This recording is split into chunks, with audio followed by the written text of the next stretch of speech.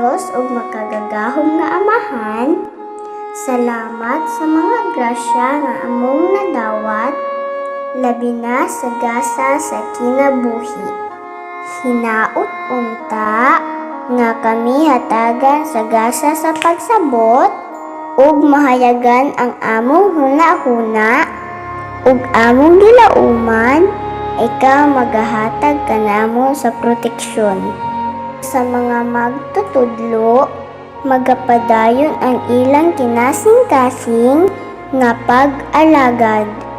Una kami sa kalipay, aron mulambo ang tinuod na gugma ug kaluoy sa matag adlaw. Ining tanan among gilauman, sa ngalan ni Jesus, Amen.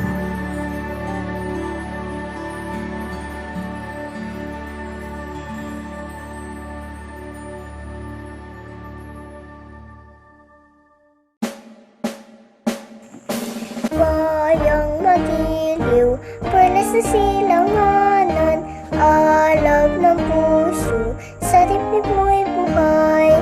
Lupang hinirang, tuyan ka ng magiting, sa manlulupig, di ka pasisiin, sa dagat at bundok, sa simoy at sa langit mong bukaw. May dilagang tula at awit sa paglayo minamahal, ang kislap ng watawat mo'y tagumpay na nagniningning. Ang bituin at araw niyang kailan pa may di magdidilim. Lupa ng araw nang luwalhati pagsinta, buhay langit sa piling mo. Aming ligaya ng pag may mga api, ang mamatay ng dahil sa'yo.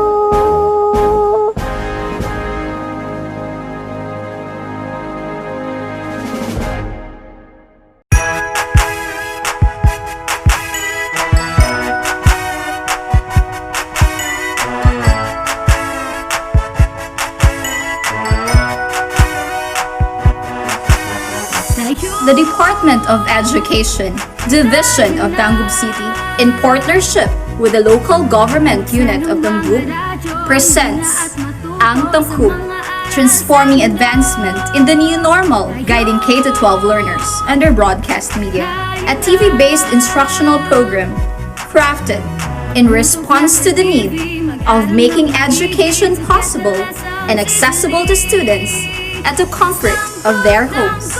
It covers the most essential competencies thematically layered in drama plays, which were originally written, directed, and performed by teachers to see to it that education is securely provided. This is ang TANGKUB. It's TANGKUB, TANGKUB, TANGKUB time. We learn all things, it's very fun, masaya. Tugtog na.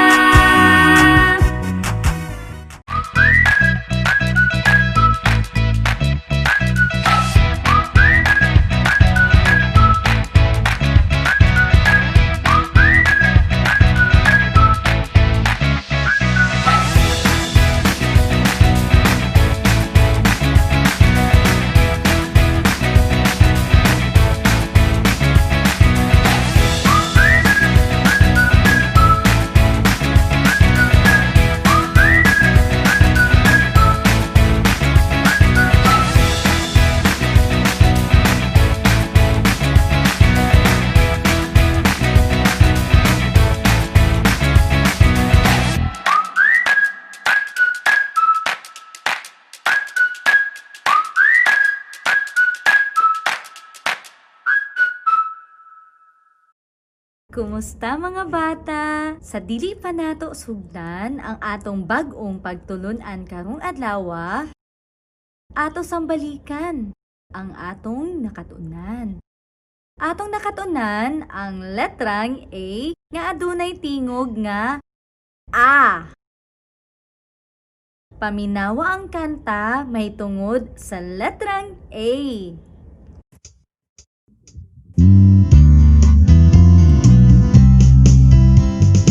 Magpasa na kita sa dako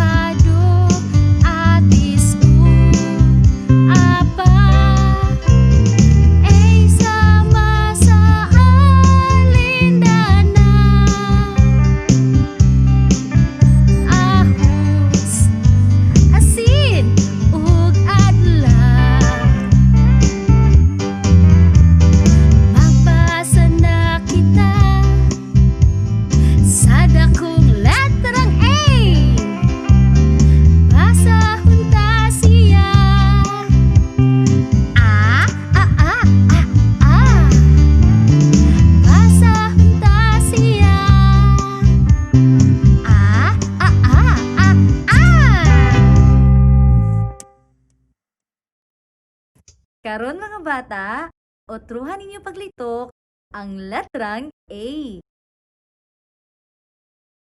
Sakto! Karon mga bata, otruha paglitok ang tingog sa letrang A. Maayo mga bata! Karon mga bata, ato nang sugdan ang atong pagtulunan karong adlaw. Kani mahitungod sa letrang K. Andama upaklia ang inyong self-learning materials, page 2. Diha, inyong makita ang letrang K. Karon, paminawa ko kung unsaon ang saktong paglitok sa letrang K. K. Karon, tan-awa ang akong baba kung unsaon ang saktong paglitok sa letrang K. K. Karon mga bata, tudloa ang unang linya ug magdungan kita sa paglitok sa dakong letrang K. K. Atong usbon sa paglitok mga bata. K. Balikon ta mga bata. K. Usbon ta sa makausa mga bata. K.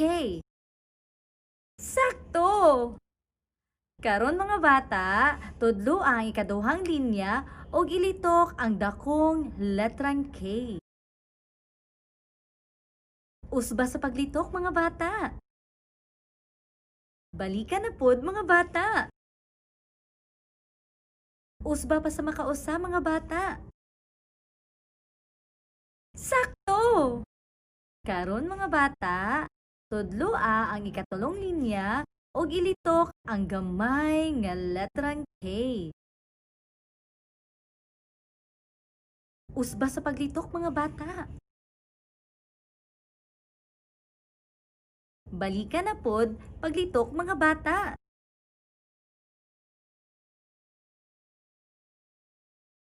Usaba pa jud sa makausa mga bata. Maayo!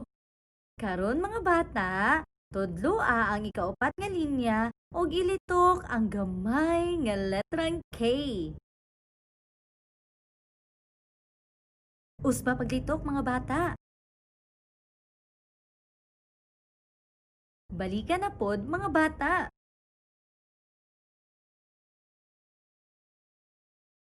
Usba pa sa makausa mga bata. Sakto!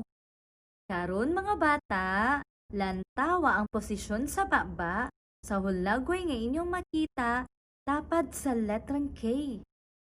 Paminawa og sunduga kung unsa ang tingog sa letrang K. Paminawag usab mga bata. Karon mga bata, tudloa ang unang linya ug magdungan kita sa paglitok sa tingog sa letrang K. Atong usbon sa paglitok mga bata.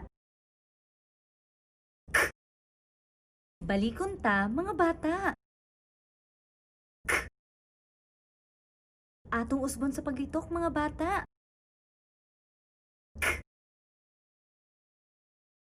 Karon, itudlo pag-usab ang unang linya ug ilitok ang tingog sa dako nga letrang K.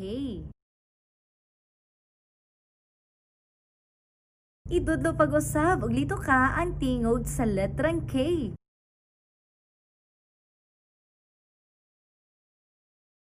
Usab pa mga bata. Balika pa mga bata. Maayo mga bata. Karon mga bata, tudloa ang ikaduhang linya ug ilitok ang tingog sa dako nga letrang K.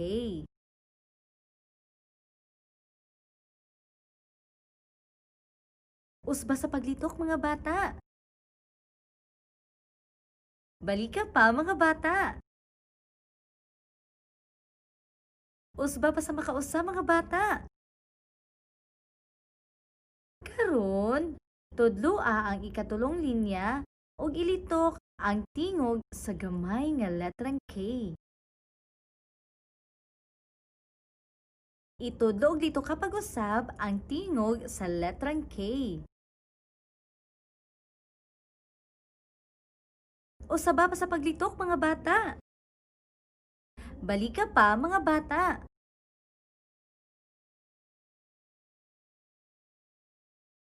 Maayo. Karon mga bata, tudloa ang ikaupat nga linya ug ilitok ang tingog sa gamay nga letrang K. Usba sa paglitok mga bata. Balika pa mga bata. Usaba pa sa makausa mga bata. Kana! Nakuha na ba ninyo mga bata? Maayo mga bata!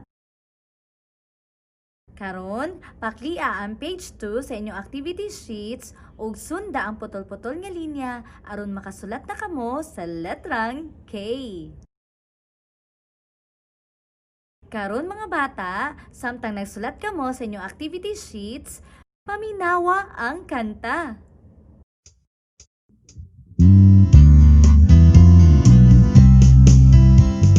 Magbasa na kita sa dakong letrang K. Basahon ta siya.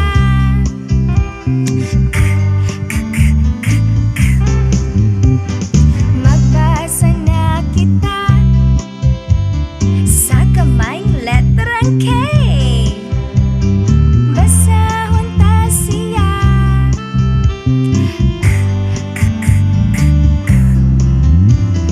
Kay sama sa kalabasa, kalamansi, kasoy ug kamyas. Kay sama sa kamiseta, kwento, kanta ug kwenta. Magbasa na kita sa dakong letrang K. Basahon ta siya.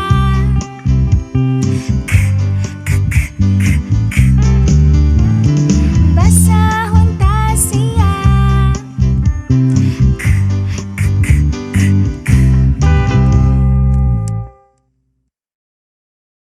Karon mga bata, samtang nagsulat kamo sa inyong activity sheets, paminawa ko kung unsaon ako pagbasa ang ngalan sa mga hulagway nga inyong makita sa ubos sa inyong self-learning materials. Ang unang hulagway, mao ang prutas nga kasoy. Kasoy. Ang ikaduhang hulagway, mao ang butang nga katre. Katre. Ang ikatulo nga hulagway, nagpakita sa mga kamot. Kamot.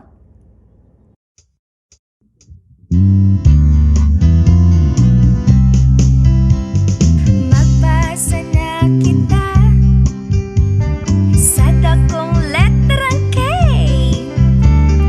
Basahon ta siya.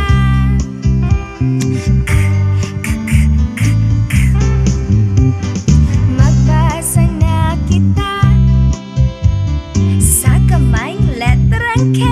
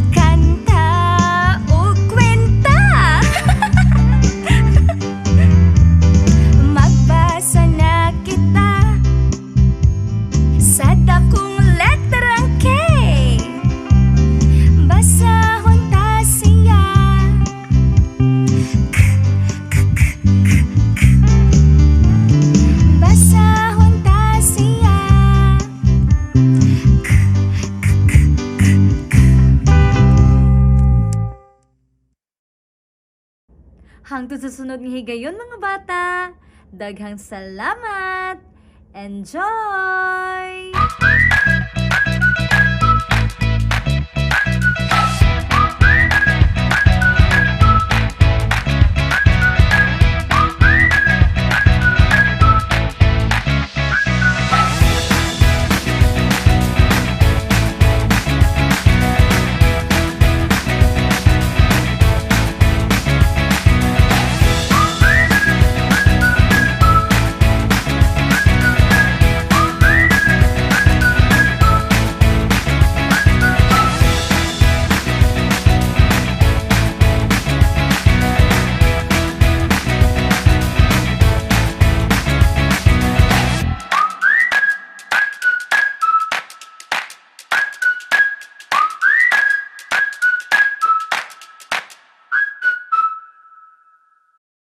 Kumusta mga bata?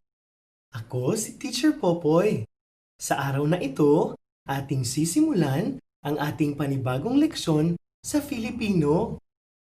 Mga bata, basahin natin ang mga pangalan ng mga larawan na nagsisimula sa titik A. Ang titik A na may tunog na A. Basahin natin ang mga pangalan ng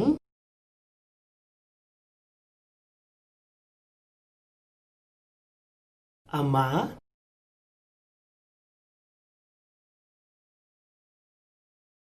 Araw,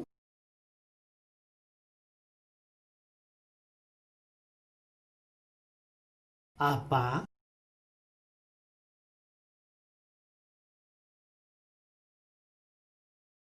Apoy,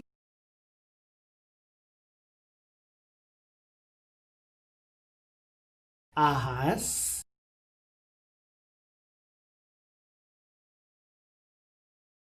Aso,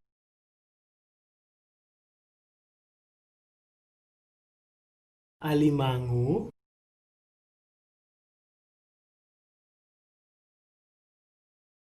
Abokado.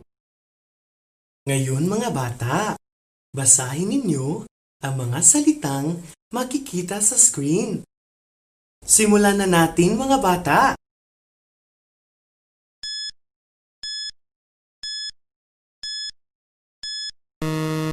Kung ang salita ay binasa ninyo na ama, tama mga bata.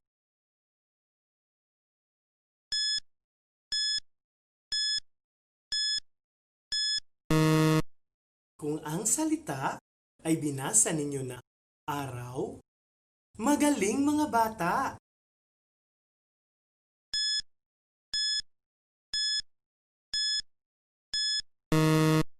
Kung ang salita ay binasa ninyo na apa, magaling mga bata.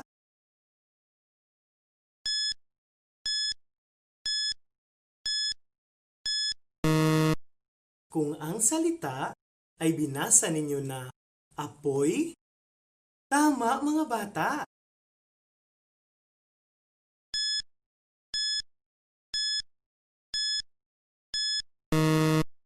Kung ang salita ay binasa ninyo na ahas, magaling mga bata.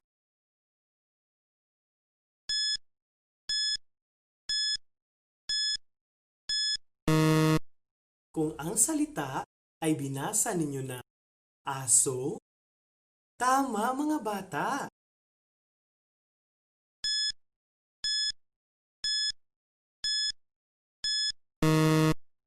Kung ang salita ay binasa ninyo na alimango, magaling mga bata.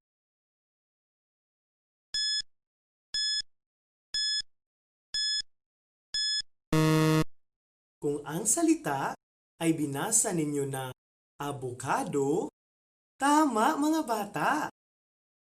Mga bata, basahin naman natin ang mga parirala na may mga salitang nagsisimula sa titik A na may tunog na A. Basahin natin ang mga parirala na makikita sa screen. Halimbawa mga bata, ang araw. Magsimula na tayo mga bata.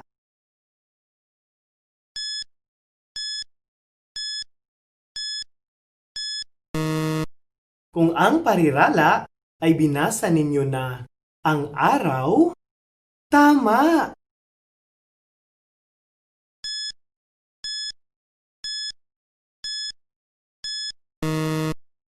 Kung ang parirala ay binasa ninyo na ang ahas, tama!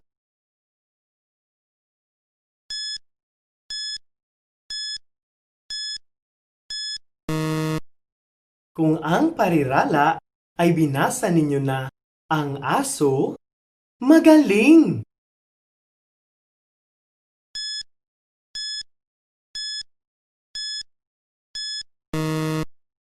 Kung ang parirala ay binasa ninyo na ang apoy, magaling!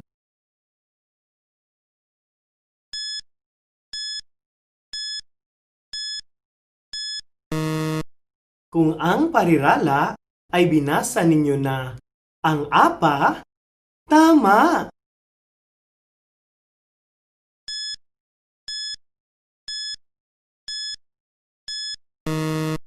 Kung ang parirala ay binasa ninyo na si ama, magaling!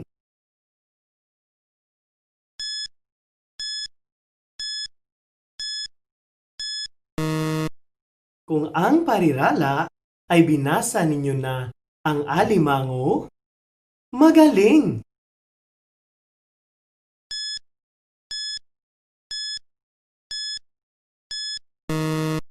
Kung ang parirala ay binasa ninyo na ang abokado, magaling! Ngayon mga bata, basahin na ninyo ang mga parirala na inyong makikita sa screen. Simulan na ninyo mga bata.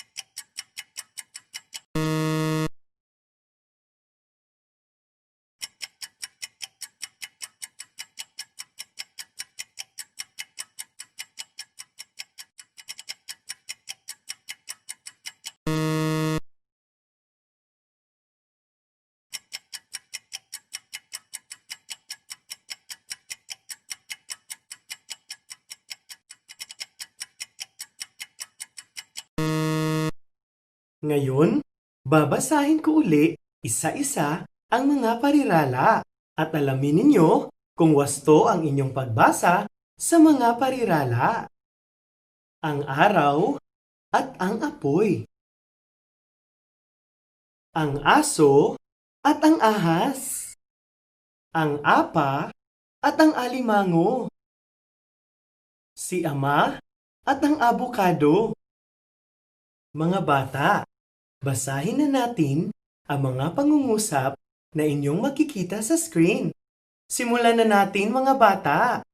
Basahin na natin ang unang pangungusap.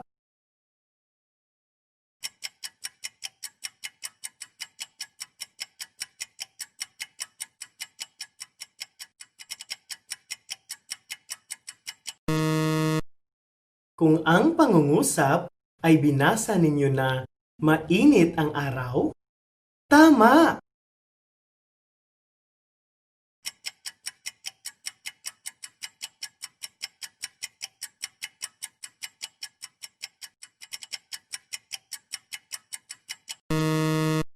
Kung ang pangungusap ay binasa ninyo na ang apoy ay malakas, magaling!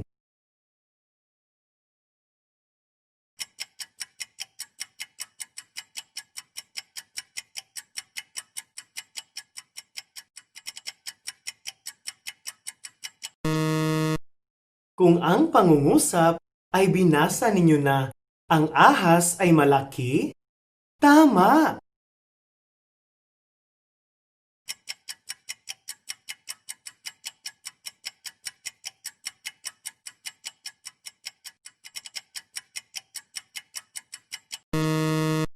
Kung ang pangungusap ay binasa ninyo na, may 6 na abukado si Mama.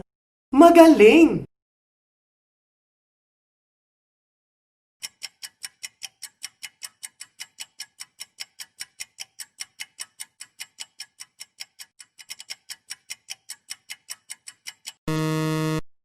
Kung ang pangungusap ay binasa ninyo na, ang aso ay mabait. Tama!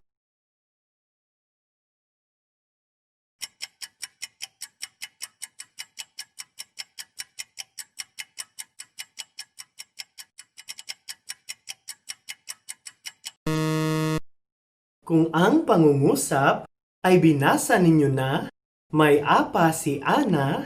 Magaling! Ngayon mga bata, basahin ninyo ang isang tulang pinamagatang Ama. Simulan na ninyo mga bata.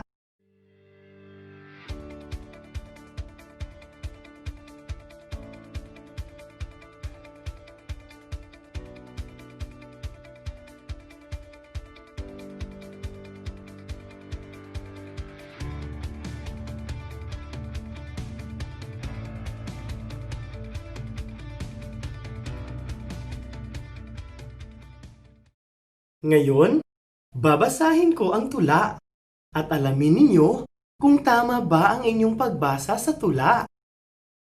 Ama. Sa lahat ng ama dito sa mundo, wala pang tutulad sa poging ama ko. Siya ay nagsisikap upang kami lumaking maayos at masayang ganap. Kaya tutulong ako sa mga gawain na makakaya ko upang siya ay sumaya at matuwa. Mga bata, para sa inyong unang gawain, buksan ang 12 pahina ng inyong self-learning materials at sagutin ang mga tanong tungkol sa binasang tula na pinamagatang Ama. Para sa inyong 2 gawain mga bata, buksan ang 13 pahina ng inyong self-learning materials at basahin at bilugan ang letra ng tamang sagot. At para sa inyong takdang aralin mga bata, gayahin at isulat ang titik A sa kursibong pagsulat nito. Hanggang sa muli mga bata, sana'y may natutunan kayo sa araw na ito. Ako si Teacher Popoy. Enjoy! Daghang salamat sa inyong makanunayong pagsunod sa atong reading program ning atong tulunghaan sa telebisyon o TV-based instruction. Hangtod sa samang takna og istasyon, daghang salamat!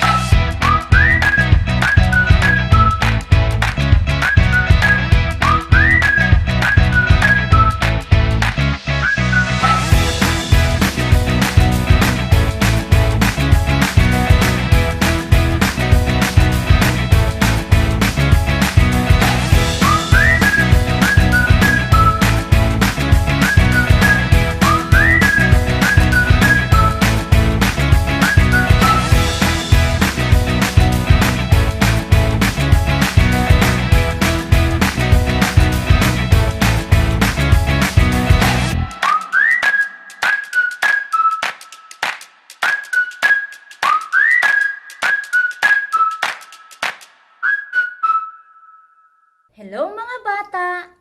Maayong buntag! Welcome sa atong klase sa kindergarten. Nasayod ba kamo? Ngano wala kitay face-to-face class kini tungod sa coronavirus na angay nato likayan. Mga bata, ako ang iyong teacher sa kindergarten. Ako si Teacher Mary Grace Bermoy. Gahapon, atong nakatunan kung unsaon pagpaila-ila sa atong kaugalingon. Pinaagi sa pagsulti sa atong ngalan, apelyido o kinatawhan. Karong adlaw, ato gihapon nga katunan kung unsaon pagpaila-ila sa atong kaugalingon. Pinaagi sa pagsulti sa atong ngalan, apelyido o kinatawhan. Karon, atong idugang pagsulti sa atong edad o adlaw nga natawhan o birthday. Paminawa ko ninyo kung unsaon nako pagsulti. Ako si Teacher Mary Grace. Usbo nako mga bata. Ang akong ngalan, Mary Grace. Ang akong apelyido, Bermoy. Ug ang akong kinatawhan, babayi. Ug ang akong edad, 36. Ang akong birthday, October 20, 1983.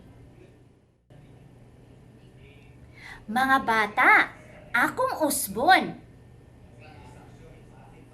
Ako si Mary Grace. Ang akong apelyido, Bermoy. Ako usa ka babayi.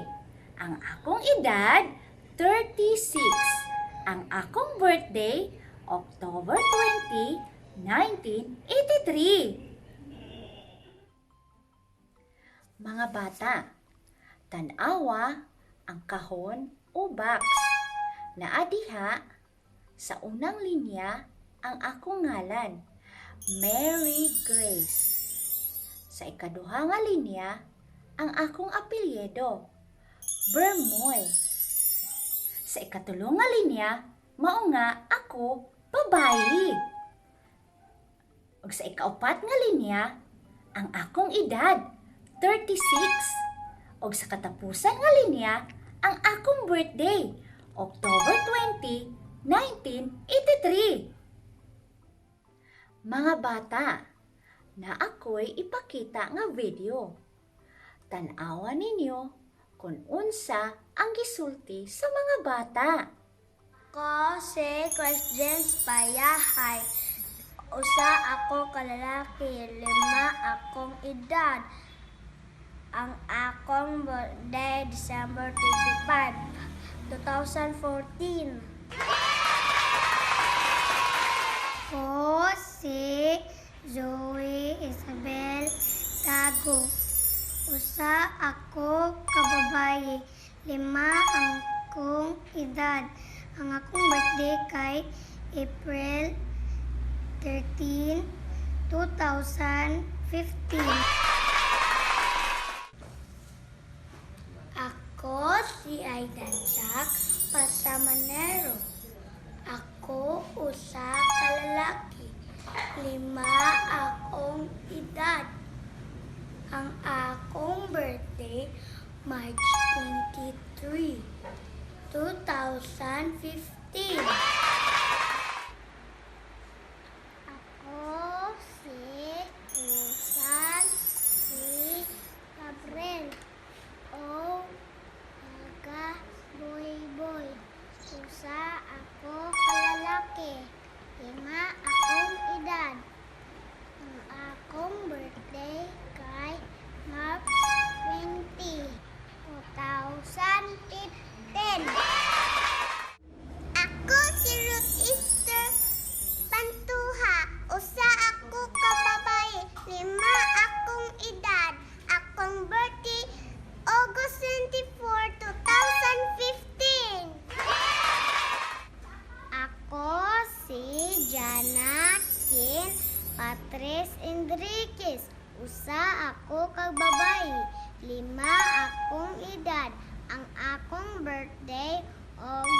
to 2015. Ako si Ninya, birthday 3 kuya. Usa ako kababayi. 5 ang akong edad. Ang akong birthday kay March 12, 2014. Mga bata, ato nakita sa video na sila nagpaila-ila sa ilang kaugalingon.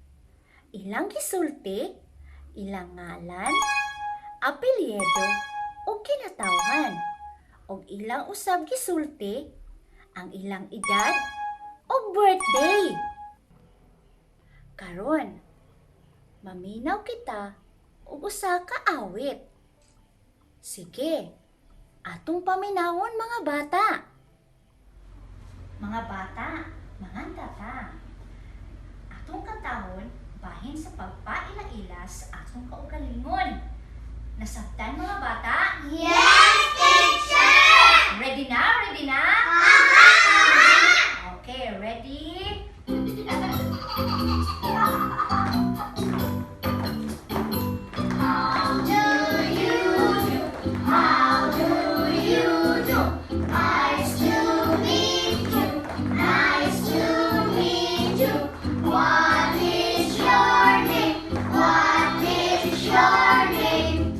My name is Zoe Sejay. I like your name, wow! I like your name, wow! Let's play together, let's all be friends. I like your name, wow! I like your name, wow! Let's play together, let's all be friends.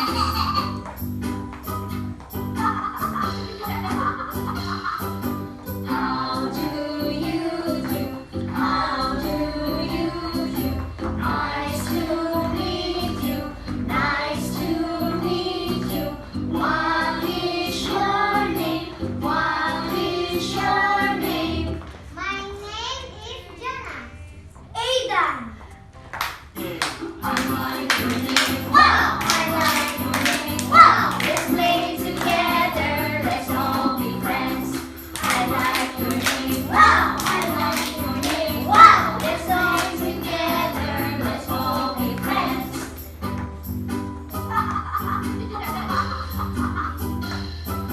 How do you do? How do you do? Nice to meet you. Nice to meet you. What is your name? What is your name?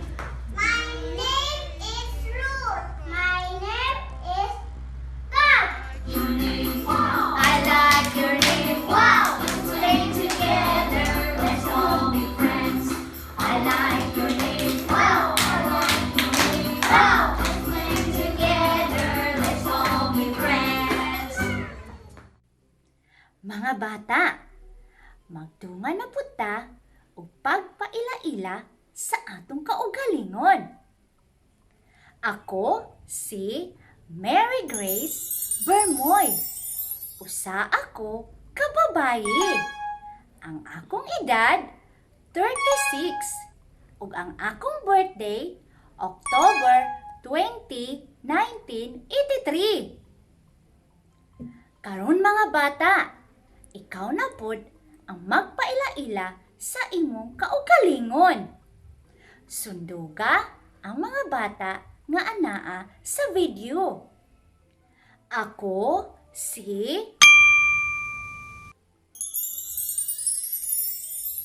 Nahuman na ni mugsulti ang imong ngalan? Very good! Karon, isulti na pod ang imong apelyido. Ang akong apelyido, nahuman na ba nimo og sulti ang imong apelyido? Very good! Karon, isulti na pod ang imong kinatawhan. Ako usa Nasulti na ba nimo ang imong kinatawhan?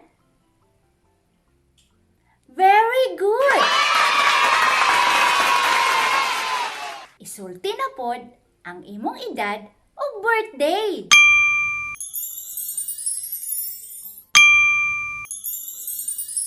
Nahuman na ba nimong sulti ang imong edad o birthday? Maayo, mga bata! Mga bata, ang inyong buhaton karon mao ang pagsulti sa inyong ngalan, apelyido, kinatawhan, edad o birthday ngadto sa inyong kauban sa balay.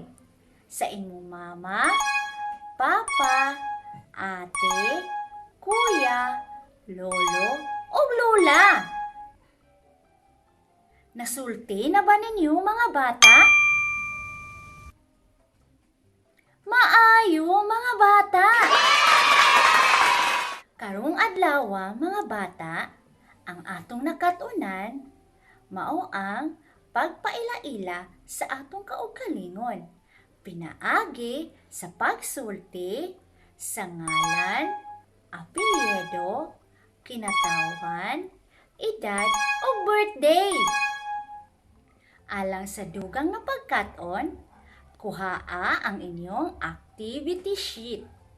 Kini mo ang giya sa mga ginikanan o guardian nga angay sundon sa paghimo sa buluhaton sa mga bata para niining adlaw.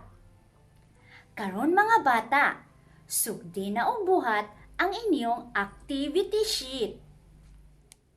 Tan-awa ang hulagway sa bata nga babayi o lalaki nga nagdala og balon. Isulti ang imong ngalan, apelyido o kinatawhan. Isulti usab ang imong edad o ang imong birthday o adlaw nga natawhan. Alang sa dugang nga buluhaton, tan-awa ang hulagway sa batang babayi o lalaki nga nagdala og balon. Kolore ang balon, sumala kung pila ang imong edad. Ug dinhi natapos ang atong leksyon karong adlaw. Daghang salamat mga bata. Bye-bye!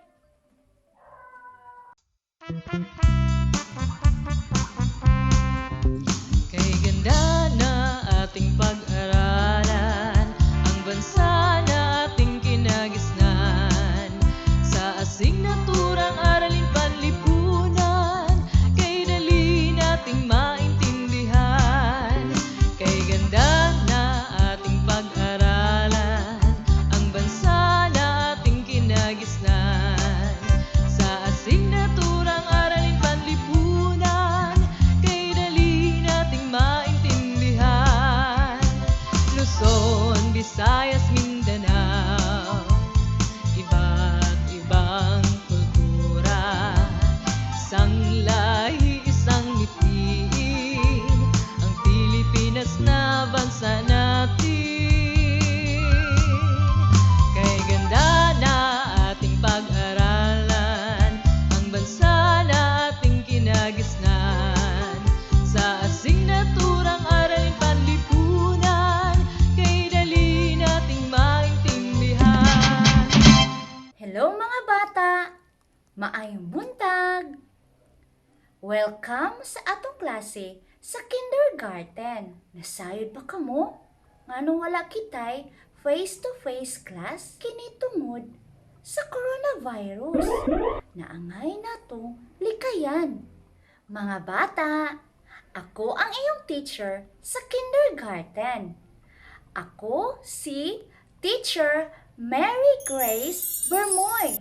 Gahapon, atong nakatunan kung unsaon pagpaila-ila sa atong kaugalingon.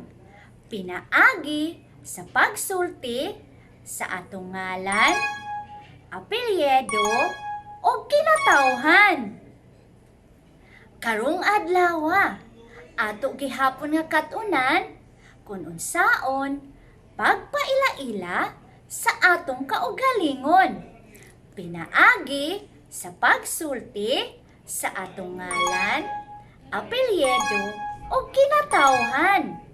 Karon, atong idugang pagsulti sa atong edad o adlaw nga natawhan o birthday. Paminawa ko ninyo kung unsaon nako pagsulti.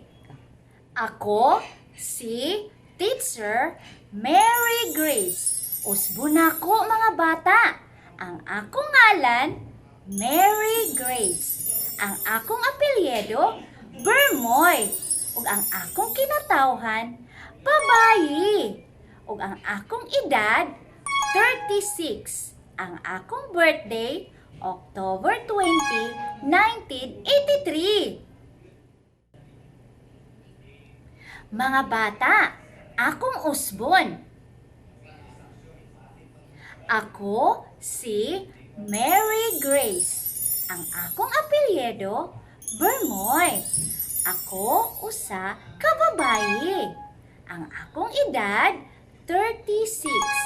Ang akong birthday, October 20, 1983. Mga bata, tanawa ang kahon o box na adiha sa unang linya ang akong ngalan, Mary Grace.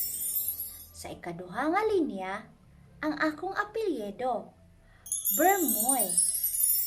Sa ikatulong nga linya, mao nga ako babayi. Ug sa ikaupat nga linya, ang akong edad, 36. Ug sa katapusan nga linya, ang akong birthday, October 20, 1983. Mga bata, na ako'y ipakita nga video. Tanawa ninyo kung unsa ang gisulti sa mga bata. Ko si Christians Payahay. Usa ako kalalaki, 5 akong edad. Ang akong birthday, December 25, 2014. Ko si Zoe Isabel Tago. Usa ako kababayi, 5 ang akong edad. Ang akong birthday kay April 13, 2015. Ako si Aidan Jack Pasamanero. Ako usa ka lalaki, 5 akong edad. Ang akong birthday, March 23, 2015. Ako si Susan si Gabriel o Aga Boy Boy. Usa ako kalalaki, 5 akong edad. Ang akong birthday kay March 20, 2015. Ako si Ruth Easter Pantuha. Usa ako ka babae, 5 akong edad. Akong birthday, August 24, 2015. Ako si Jana Kin Patres Enriquez. Usa ako ka babae, 5 akong edad. Ang akong birthday, August 2, 2015. Ako si Ninya Birthday Trikuya. Usa ako ka babae, 5 ang akong edad. Ang akong birthday kay March 12, 2014. Mga bata, ato nakita sa video na sila nagpaila-ila sa ilang kaugalingon. Ilang gisulti, ilang ngalan, apelyido o kinatawhan. O ilang usab gisulti, ang ilang edad o birthday. Karon, maminaw kita og usa ka awit. Sige, atong paminawon mga bata. Mga bata, manganta ta. Atong katahon bahin sa pagpaila-ila sa atong kaugalingon. Nasabtan mga bata? Yes, teacher! Ready na? Ready na? Okay, ready?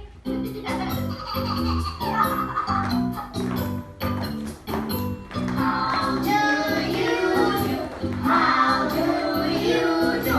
Nice to meet you. Nice to meet you.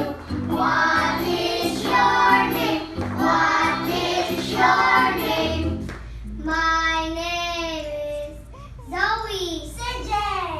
I like your name. Wow! I like your name. Wow! Let's play together. Let's all be friends.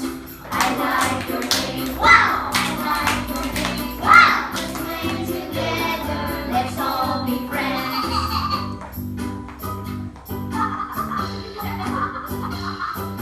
How do you do? How do you do?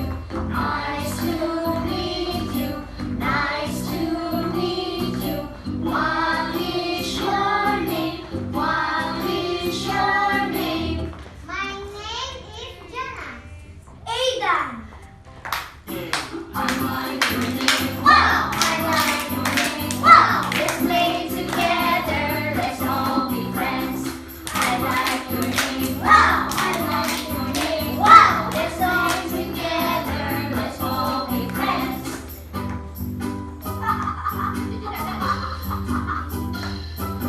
How do you do? How do you do? Nice to meet you. Nice to meet you. What is your name? What is your name? My name is Ruth. My name is Bob. Your name? Wow. I like your name. Wow. Let's play together. Let's all be friends. I like your name. Wow. I like your name. Wow. Let's play together. Let's all be friends. Mga bata, magtungan na puta o pagpaila-ila sa atong kaugalingon. Ako si Mary Grace Bermoy. Usa ako ka babayi. Ang akong edad 36 ug ang akong birthday October 20, 1983. Karon mga bata, ikaw na pod ang magpaila-ila sa imong kaugalingon. Sunduga ang mga bata nga anaa sa video. Ako si Nahuman na ni sulti ang imong ngalan? Very good! Karon, isulti na pod ang imong apelyido. Ang akong apelyido, nahuman na ba nimo og sulti ang imong apelyido? Very good! Karon, isulti na pod ang imong kinatawhan. Ako usa Nasulti na ba nimo ang imong kinatawhan? Very good! Isulti na pod ang imong edad ug birthday.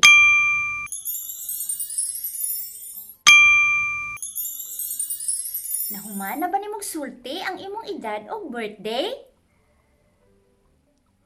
Maayo, mga bata!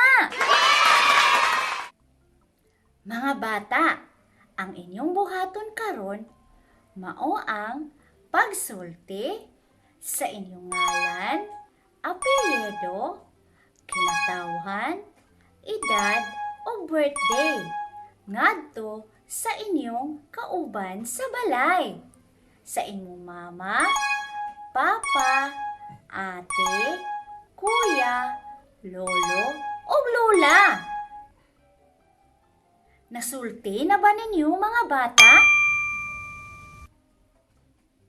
Maayo mga bata! Karong adlaw mga bata, ang atong nakatunan, mao ang pagpaila-ila sa atong kaugalingon. Pinaagi sa pagsulti sa ngalan, apelyido, kinatawhan, edad o birthday. Alang sa dugang na pagkaton, kuhaa ang inyong activity sheet. Kini mo ang giya sa mga ginikanan o guardian nga angay sundon sa paghimo sa buluhaton sa mga bata para niining adlaw.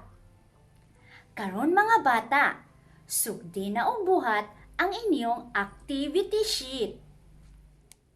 Tan-awa ang hulagway sa bata nga babayi o lalaki nga nagdala og balon. Isulti ang imong ngalan, apelyido o kinatawhan.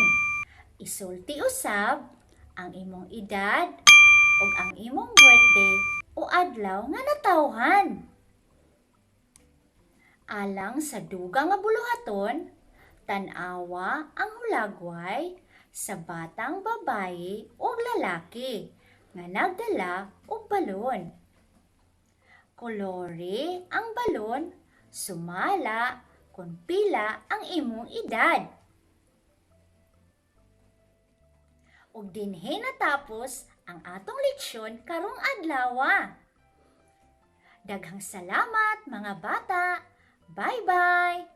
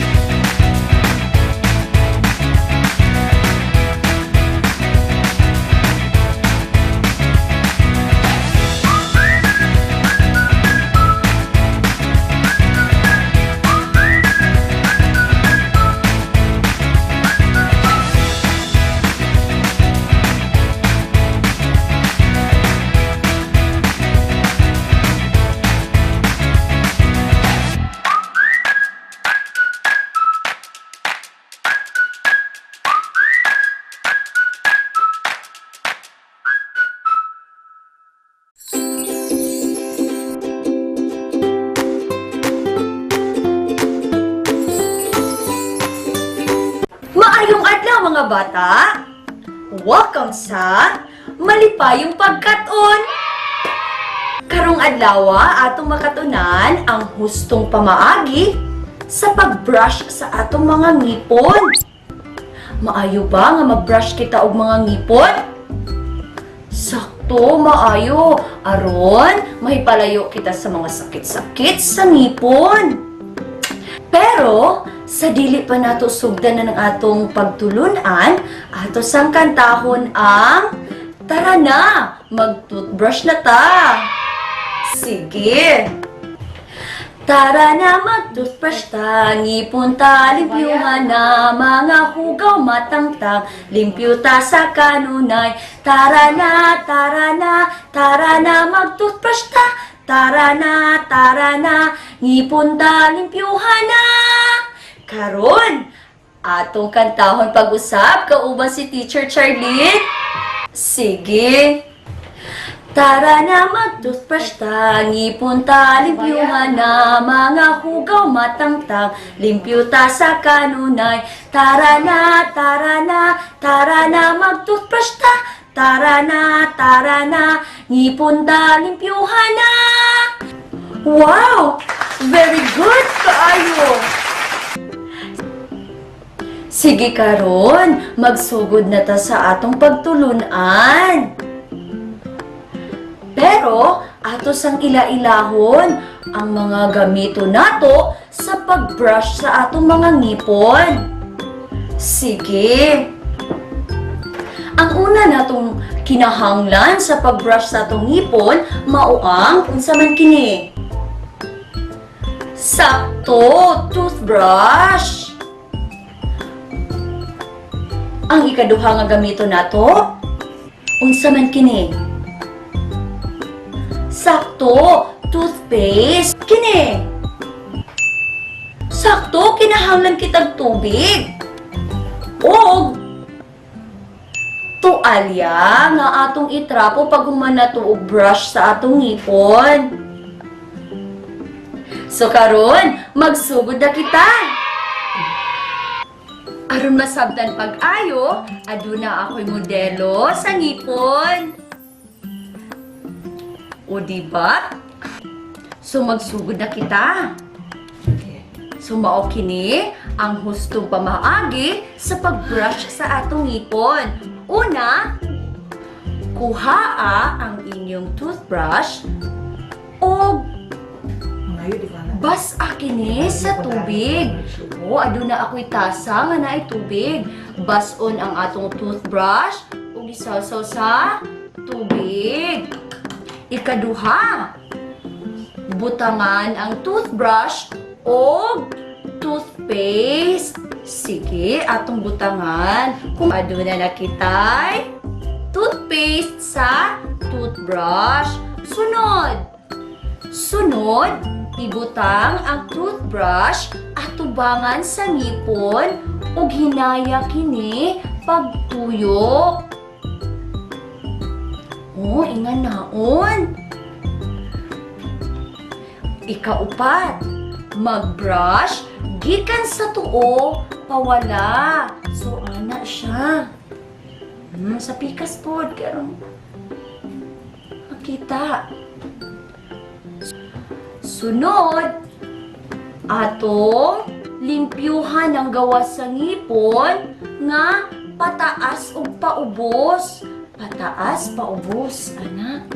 Kay aron mga kuha ang mga hugaw na nga naa sa kilid-kilid, mga ngilit-ngilit.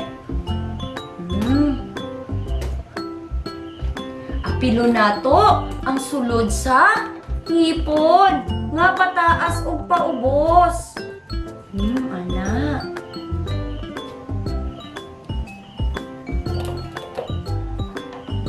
Ang sunod, atong limpyuhan ang sulod sa ngipon nga pawala og patuo. Ana, o, ano siya? Sa babaw pod, brasan jud og taman ha.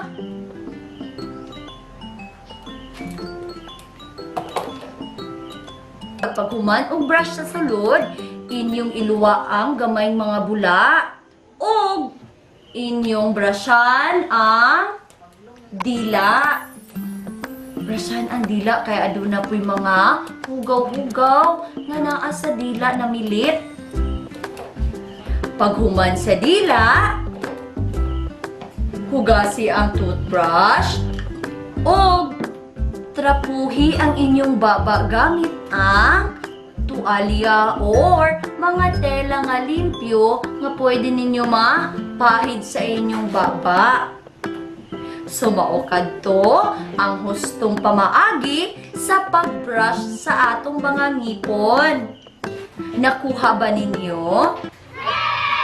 Atong ibalik pag-usab ang pamaagi. Sige. Una, kuhaa ang toothbrush o basa kini og limpyong tubig. Ikaduha, butangi kini og gamay nga toothpaste. Ikatulo, ibutang ang toothbrush sa atubangan sa ngipon. Hinaya pag-brush ang ngipon nga pinatuyok. Ikaupat, mag-brush gikan sa wala padulong sa tuo. Ikalima, limpyuhan ang sulod nga bahin atubangan sa ngipon, pinaagi sa pagbrush na pataas o paubos. Ikaunom, limpyuhan ng sulod nga bahin sa ngipon, pinaagi sa pagbrush pawala patuo. Ikapito, hinaya pagbrush ang dila. Ikawalo, hugasi pag-ayo ang toothbrush. O ang ikasiyam, trapuhi ang baba sa limpyong tuwalya. Lingini ang saktong hulagway nga iistorya ni teacher. Sige, asaan na nga hulagway ang nagpakita nga kuhaa ang toothbrush ug basaa kini og limpyong tubig? Ang unang hulagway ba? Or ang ikaduhang hulagway? Sakto, ang unang hulagway. Awesome! Number 2, asaan ang hulagway ang nagpakita nga ibutang ang toothbrush sa atubangan sa ngipon? Hinaya pagbrush ang ngipon nga pinatuyok. Ang unang hulagway ba? O ang ikaduha? Sakto! Ang ikaduhang hulagway. Wow! Number 3. Asaan na ang nagpakita nga butangi kini o gamay nga toothpaste? Ang una ba? O ang ikaduha? Sakto, ang unang hulagway. Very good! Number 4. Asaan na nga hulagway ang nagpakita nga hinaya pagbrush ang dila? Ang una or ang ikaduha? Asa man ana? Sakto, ang unang hulagway. Wow! Number 5. Hugasi pag-ayo ang toothbrush. Asa man ana ang hulagway ang nagpakita nga hugasan pag-ayo ang toothbrush? Ang una ba? O ang ikaduha? Sakto! Ang unang hulagway. Wow! Maayo kaayo! Kay maayo man ang tanan, atong tagaan og fireworks club. Sige! 1, 2, 3. 1, 2, 3. 1, 2, 3. 1, 2, 3. Very good! So karong adlaw atong nakatunan ang hustong pamaagi sa pagbrush sa mga ngipon. Magkita-kita ng sabkita sunod sa malipayong pagkaton. Bye-bye! Bye-bye! Goodbye! Bye-bye, bye-bye, goodbye. Goodbye!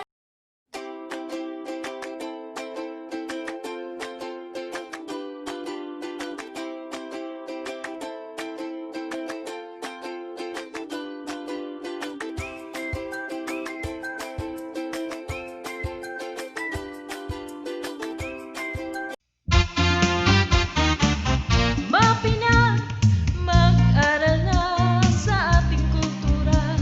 Mga sariling musika, may arts at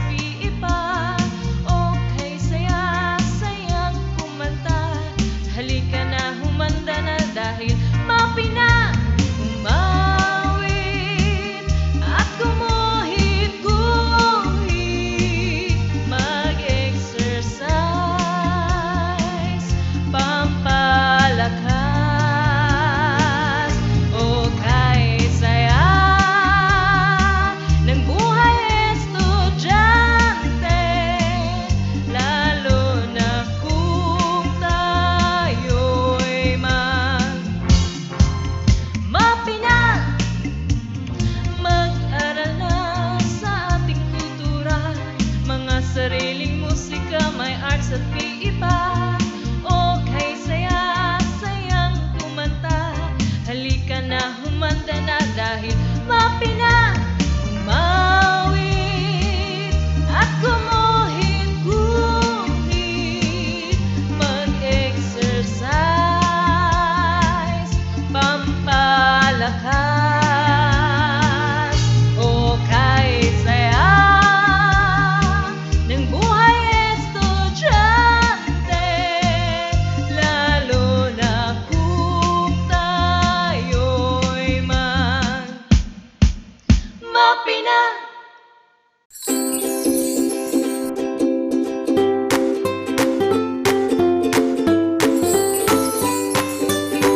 Maayong adlaw mga bata! Welcome sa Malipayong Pagkaton!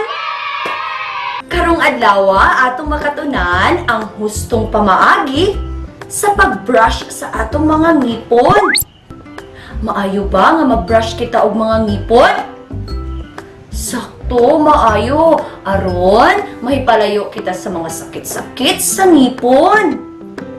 Pero, sa dili pa nato sugdan ng atong pagtulunan, ato sang kantahon ang tara na, mag-toothbrush na ta. Sige. Tara na, mag-toothbrush ta, ngipon ta, limpyuhan na, mga hugaw matangtang, limpyo ta sa kanunay. Tara na, tara na, tara na, mag-toothbrush ta, tara na, ngipon ta, limpyuhan na. Karon, atong kantahon pag-usap, kauban si Teacher Charlene. Sige. Tara na, mag-toothbrush ta, ngipon ta, limpyuhan na, mga hugaw matangtang, limpyo ta sa kanunay. Tara na, mag-toothbrush ta, tara na, ngipon ta, limpyuhan na. Wow! Very good, kaayo!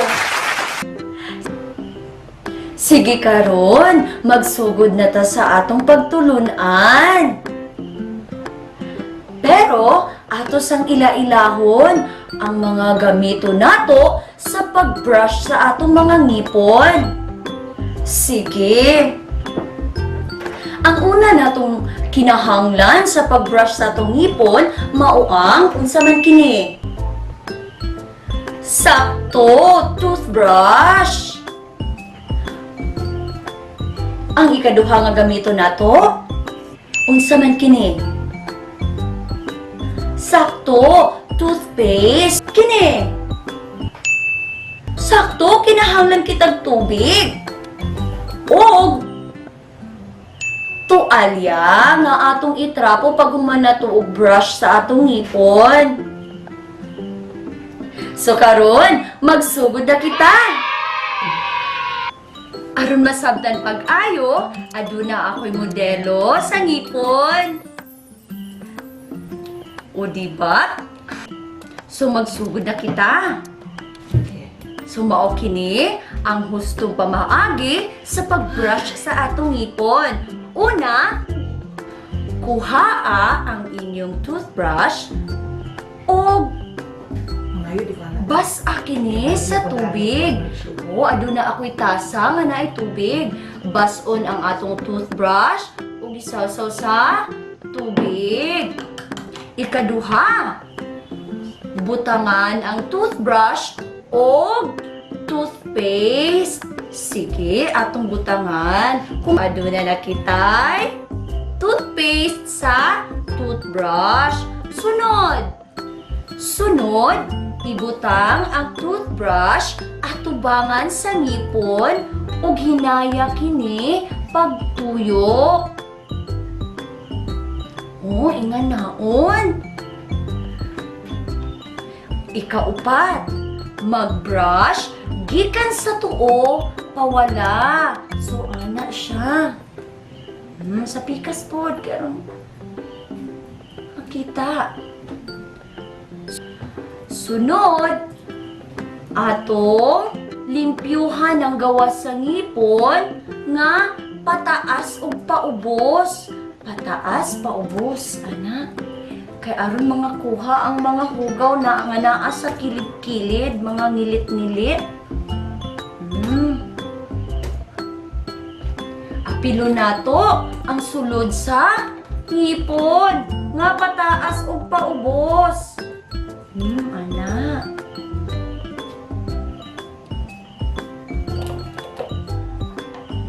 Ang sunod, atong limpyuhan ang sulod sa ngipon nga pawala og patuo. Ana oh, ano siya?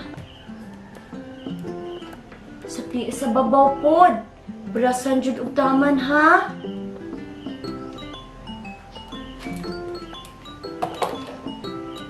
Pag human og brush sa sulod, inyong iluwa ang gamayng mga bula og inyong brushan ang dila. Brushan ang dila kay aduna po'y mga hugaw-hugaw nga naa sa dila na milit. Paghuman sa dila, hugasi ang toothbrush o trapuhi ang inyong baba gamit ang tuwalya or mga tela nga limpyo nga pwede ninyo mapahid sa inyong baba. Sumao kadto ang hustong pamaagi sa pagbrush sa atong mga ngipon. Nakuha ba ninyo? Atong ibalik pag-usab ang pamaagi. Sige, una, kuhaa ang toothbrush o basaa kini og limpyong tubig. Ikaduha, butangi kini og gamay nga toothpaste. Ikatulo, ibutang ang toothbrush sa atubangan sa ngipon. Hinaya pag-brush ang ngipon nga pinatuyok. Ikaupat, mag-brush gikan sa wala padulong sa tuo. Ikalima, limpyuhan ang sulod nga bahin at tubangan sa ngipon pinaagi sa pag-brush na pataas o paubos. Ikaunom, limpyuhan ang sulod nga bahin sa ngipon pinaagi sa pag-brush pawala patuo. Ikapito, hinaya pag-brush ang dila. Ikawalo, hugasi pag-ayo ang toothbrush. Ug ang ikasiyam, trapuhi ang baba sa limpyong tuwalya. Lingini ang saktong hulagway nga iistorya ni teacher. Sige, asaan na nga hulagway ang nagpakita nga kuhaa ang toothbrush ug basaa kini og limpyong tubig? Ang unang hulagway ba? Or ang ikaduhang hulagway? Sakto ang unang hulagway. Awesome! Number 2, asaan ang hulagway ang nagpakita nga ibutang ang toothbrush sa atubangan sa ngipon? Hinaya pag-brush ang ngipon nga pinatuyok. Ang unang hulagway ba? O ang ikaduha? Sakto! Ang ikaduhang hulagway. Wow! Number 3. Asaan na ang nagpakita nga butangi kini o gamay nga toothpaste? Ang una ba? O ang ikaduha? Sakto ang unang hulagway. Very good! Number 4. Asaan na nga hulagway ang nagpakita nga hinaya pag-brush ang dila? Ang una or ang ikaduha? Asa man ana? Sakto ang unang hulagway. Wow! Number 5. Hugasi pag-ayo ang toothbrush. Asa man ana ang nahulagwa ay nagpakita nga hugasan pag-ayo ang toothbrush. Ang una ba? O ang ikaduha? Sakto! Ang unang hulagwa. Wow! Maayo kaayo! Kay maayo man ang tanan, atong tagaan og fireworks club. Sige! 1, 2, 3. 1, 2, 3. 1, 2, 3. 1, 2, 3. Very good! So karong adlaw atong nakatunan ang hustong pamaagi sa pag-brush sa mga ngipon.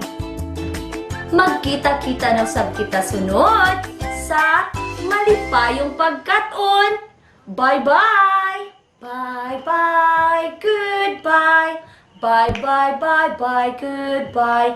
Goodbye!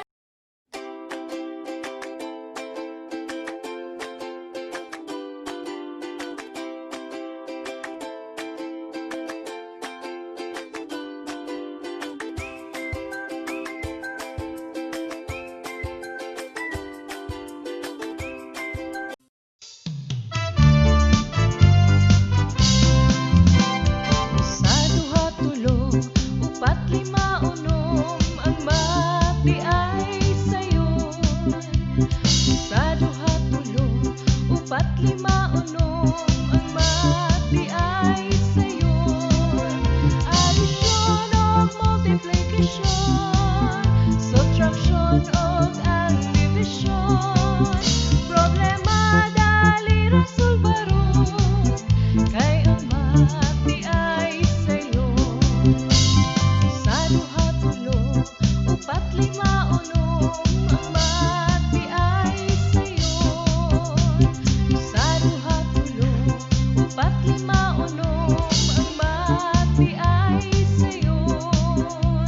Ang mati ay sayon. Ang mati ay sayon.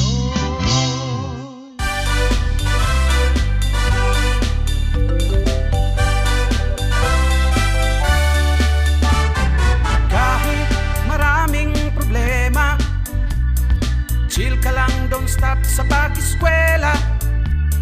Kabataan, pag-asa ng ating bayan. Ikaw, ako, tayong lahat ay magtutulungan. Ihanda na ang pisara, upuan at mga mesa. Ang pag-aaral ay simulan na. Halina, balik eskwela na. Halina, sa school magsama-sama. Abutin ang mga pangarap, mayaman man o mahirap. Edukasyon ay para sa lahat. Halina, balik eskwela na. Halina at magkakaisa. Maghawak ng kamay, sumigaw na sabay-sabay. Isang tinig tungo sa tagumpay.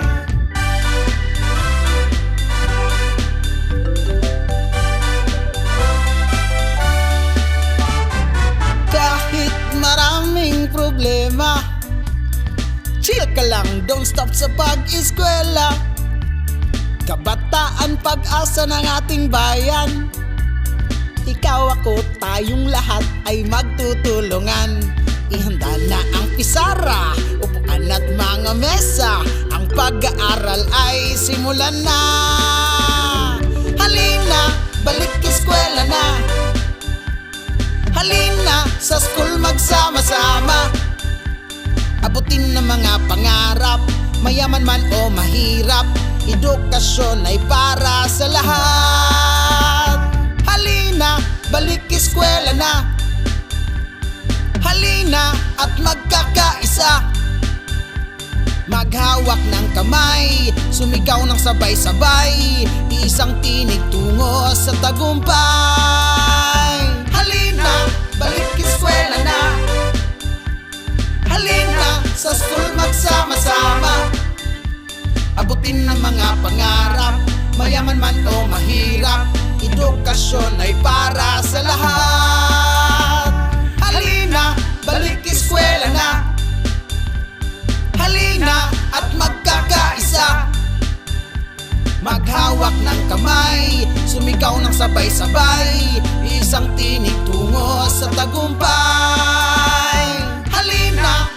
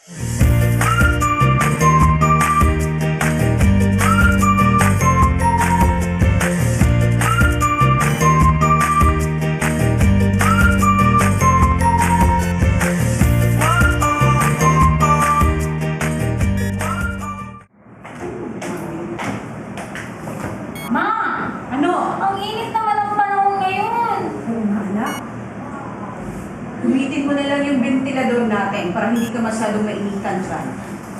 Pero ma, Ano?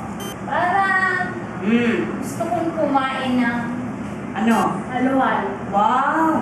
Walang problema na. Gagawa si nanay ng isang espesyal na halo-halo. Yay! Mabuti na lang, nakapamalengke ako kahapon at nakabili ako ng mga iba't ibang klaseng prutas. Kaya tara, punta tayo doon sa kusina.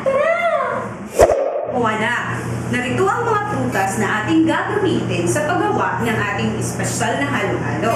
Una, avocado, mayaman sa fiber. Pangalawa, buko na nagtataglay ng unsaturated fats.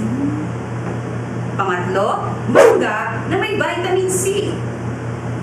Pang-apat, saging na mayaman sa potasyo.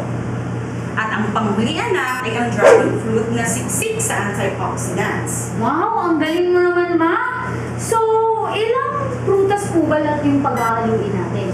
Kaya na, 5 prutas mayroon tayo. At idagdag pa natin ang dessert at panghimagas tulad ng leche flan at saka ice cream. Wow! Ma, paborito ko yung jam. Pwede ba natin lagyan ng jam yung halo-halo natin? Sorry anak, wala tayong jam. Ay, okay lang po, ma. Pero, di ba meron po tayong dairy products na ilalagay? Yes, of course anak. Tulad ng evaporated milk at saka condensed milk? Tingnan natin kung meron ba tayo.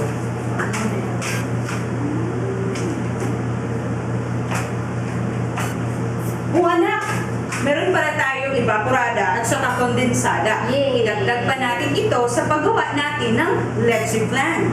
Pero ma, parang wala na tayong ice cream kasi naubos ko. Ganun ba? Pati yellow na. Nakalimutan ko anak. Pasensya na, masyado na matanda si mama. Huwag kang magalala, tatawag tayo sa kapatid mo. Tama si ate.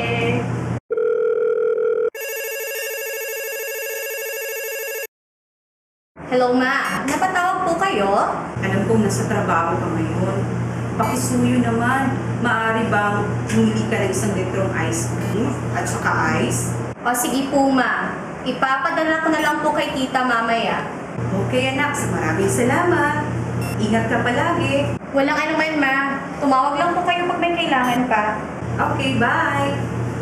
O ayan anak, kumpleto na ang mga sangkap natin sa paggawa ng espesyal na halo-halo.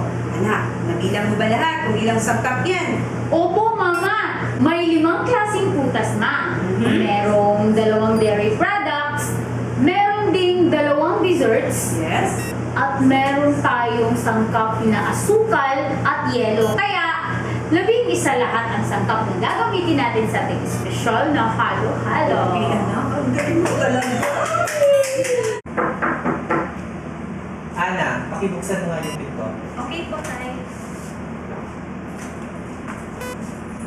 Ay, Tay! God bless. God bless. Nasaan nanay mo? Nasa kusina po. Nasa kusina. Kuya. Sa Christina, puntahan natin. Okay. natin. Okay. O mahal, nandito na si Christina. Oh, Christina, dito ka na pala. Ano po? Ano yung dala mo? Ice cream po. Ate. Wait, tika lang. Parang may bago sa'yo ah. Ano ba natin? Aba, itong ikaw? Sino nagbigay? Bigay po ni Brian. Wow, congrats. Thank you po, te. Okay, start na ba tayo? Yes, simulan natin natin. Simulan natin. Sige po. Okay, mo una. Una, ilagay natin ate ang isang kalahating tasa ng yelo. Okay. Doon sa lalagyan. Tandaan. Yelo yung una. Tandaan nyo to. Ayun ang gagawa sa susunod. Sige po. Pagkatapos ay 1/4 cup nitong evaporated milk. Okay? 1/4. At gusto mong dairy products. Opo. Tapos, at lagyan natin ng 1 kutsara nitong asukal. Para maging matamis. Pero hindi masyadong matamis sa atin. At 2 kutsara nitong condensed milk. Ilang kutsara? 2 po ate. Okay, 2. Hindi naman ito. Sarap na. Gatas pa lang. So, pagkatapos niyan, ay lagyan natin ng 1 kutsara. May tissue ba dyan, Iko?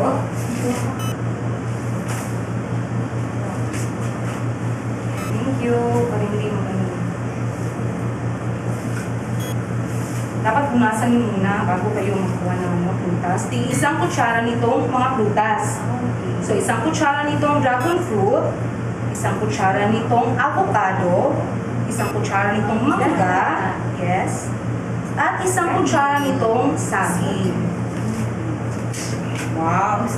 Para lalong sumarap ang ating halo-halo, ay lagyan natin ng 1 scoop ng ice cream. Yes! Ang paborito nyo. Ube po ate. Para mas masarap yan. Yes! Sa lahat ng flavor. Ube po talaga yung pinakamasarap ate. At pagkatapos, lalo pa rin sumarap, lagyan na natin ng konting slice nung leche flan. Kasi nagdala yun. Wow! Lalong sumarap.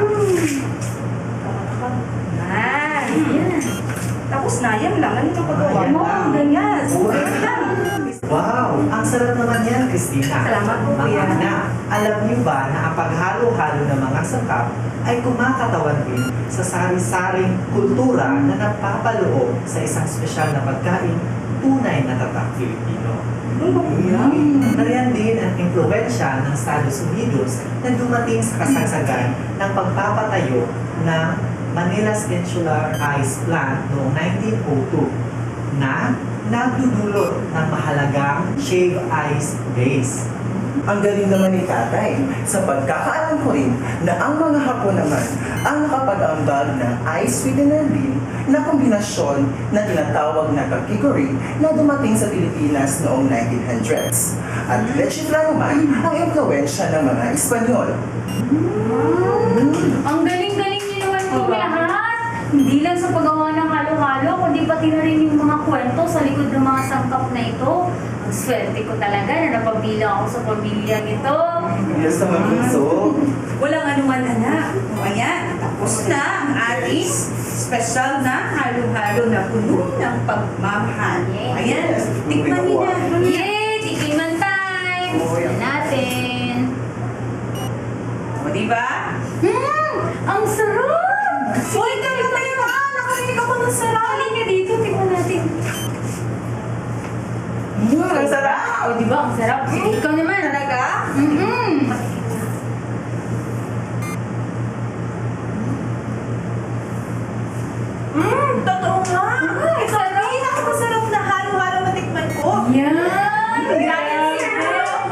Masustansya ang gawa sa pagmamahal. Tama! Ma, ang sarap talaga! Alam niyo ba, napagtanto ko na dahil sa pagsasama-sama ng iba't ibang sangkap, ay nakabubuo pala tayo ng isang obra maestra. Tulad ng halo-halo. Sige nga, kayo naman ang gumawa. Yes, sige. Kayo tingnan natin. Yellow. Ano yung mauna? Yellow, sabi niyo na yellow.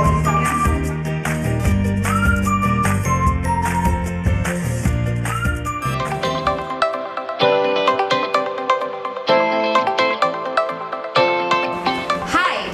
Good day, grade 7 learners. Now let's learn to identify the different purpose of the video we viewed a while ago by looking at some of its segments. There are many types of genres and pieces of writing that exist in the world, ranging from literary pieces to political speeches and even advertisements. But they all do have one thing in common: the author's purpose. It refers to the reason why authors write something. Let's play this portion of the video. Wow! Ang sarap naman yan, Christina. Salamat po, Kuya. Mga anak, alam niyo ba na ang paghalo-halo ng mga sangkap ay kumakatawan din sa sari-saring kultura na nagpapaloob sa isang espesyal na pagkain, tunay na tatak Filipino. Nariyan din ang impluwensya ng Estados Unidos na dumating sa kasagsagan ng pagpapatayo ng Manila's Insular Ice Plant noong 1902 na nagdudulot ng mahalagang shave ice base. Did the father give some information to something? Yes, you're right. He did. So the purpose of the video is exactly to inform. Now let's watch another segment of the video. Totoo nga. Napakasarap na halo-halo matikman ko. Masustansya ang gawa sa pagmamahal. Tama! When Anna said, ito ang pinakamasarap na halo-halong natikman ko, what do you think is her purpose in saying it? That's right. It is to convince. She meant to convince the viewer to believe in her. So the author's purpose is persuade. Now that you have learned the different author's purpose by remembering the acronym PI, which stands for Persuade, Inform, and Entertain, you can now easily identify the different purposes of the videos you can watch. Either it's a trailer, movie clips, documentary, and any other videos you can watch in different media platforms. Let's continue learning English. Let's make it easy and fun. All texts are written for a purpose, since authors have always set a target in writing a text. Identifying this will surely help you in understanding the reading piece better. This understanding of how text works will help you improve your comprehension skills and your writing skills. For you to understand fully the author's purpose, let's have another example. In the video, we learned that P stands for persuade. Now, how do we know if a text intends to persuade? To identify if the author's purpose is to persuade, you should ask yourself if you feel that the author is trying to make you believe in something or let you believe or take a specific action. You should also learn how to identify the various strategies and tactics used in persuasive writing, such as repetition, supporting evidence, hyperbole, attacking opposing viewpoints, forceful phrases, and others. Let's take a look to this example. The first reason why you should eat breakfast before going to school is for your health. When you skip breakfast and go to school, you are looking for a disease because it's not healthy to have an empty stomach all day long. It is very important to have a meal and not let your stomach work empty. What is the author's purpose in the given texts? You're right. It is to persuade, because the author is trying to convince us on the importance of breakfast and telling us the bad consequences if the stomach works empty. Let's proceed to the second purpose. I stands for inform. How do we know if a text intends to inform? In the process of informing the readers, the author will make use of facts, and this is a reliable way to spot the intent to inform. When the intention is to inform, facts are presented to teach the reader. Now, let's take a look to this example. An American writer named Morgan Robertson once wrote a book called The Wreck of the Titan. The book was about an unsinkable ship called the Titan that set sail from England to New York with many rich and famous passengers on board. On its journey, the Titan hit an iceberg on the North Atlantic and sunk. Many lives were lost because there were not enough lifeboats. So, what is strange about this? Well, The Wreck of the Titan was written 14 years before the Titanic sank. What is the author's purpose in the given text? You're right, it is to inform because it tells us the information about the American writer Morgan Robertson and the book she has written. Notice also that when the purpose of the author is to inform, exact name of places, book title, and historical events are mentioned. Lastly, E stands for entertain. How do we know if a text intends to entertain? When a writer is attempting to entertain or amuse the reader, they will use variety of techniques to engage your attention. They may employ hair raiser scene at the end of the chapter. For example, they may inject humor in their story or even have characters tell jokes. Let's have this example. We all like to have a good time every now and then. We want to laugh, hold hands, and make memories that will last a lifetime.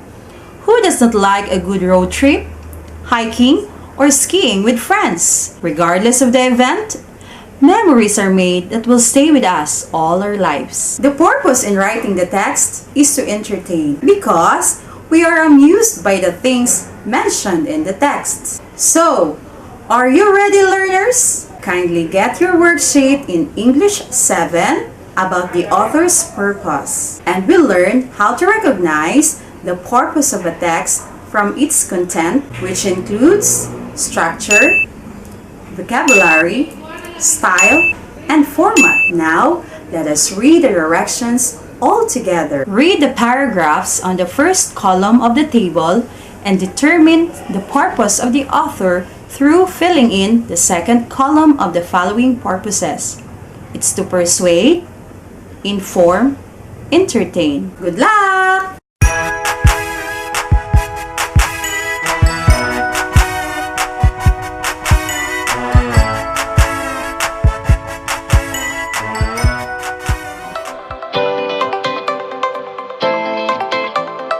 Hello grade 7 learners! From today's video, we can learn the importance of measuring the ingredients. Looking back, what did Tita Cristina use in measuring the halo-halo ingredients? Una, ilagay natin ang isang kalahating tasa ng yelo. Doon sa lalagyan. Yelo yung una. Tandaan nyo to. Ayun ang gagawa sa susunod. Sige po. Pagkatapos ay 1/4 cup nitong evaporated milk. Okay? 1/4. At gusto mo dairy products. Opo. Tapos, at lagyan natin ng 1 kutsara nitong asukal. Para maging matamis. Pero hindi masyadong matamis sa atin. At 2 kutsara nitong condensed milk. Ilang kutsara? 2 po ate. Okay, 2. Sarap na. Gatas pa lang. So, pagkatapos niyan, ay lagyan natin ng 1 kutsara. May tissue ba dyan dito?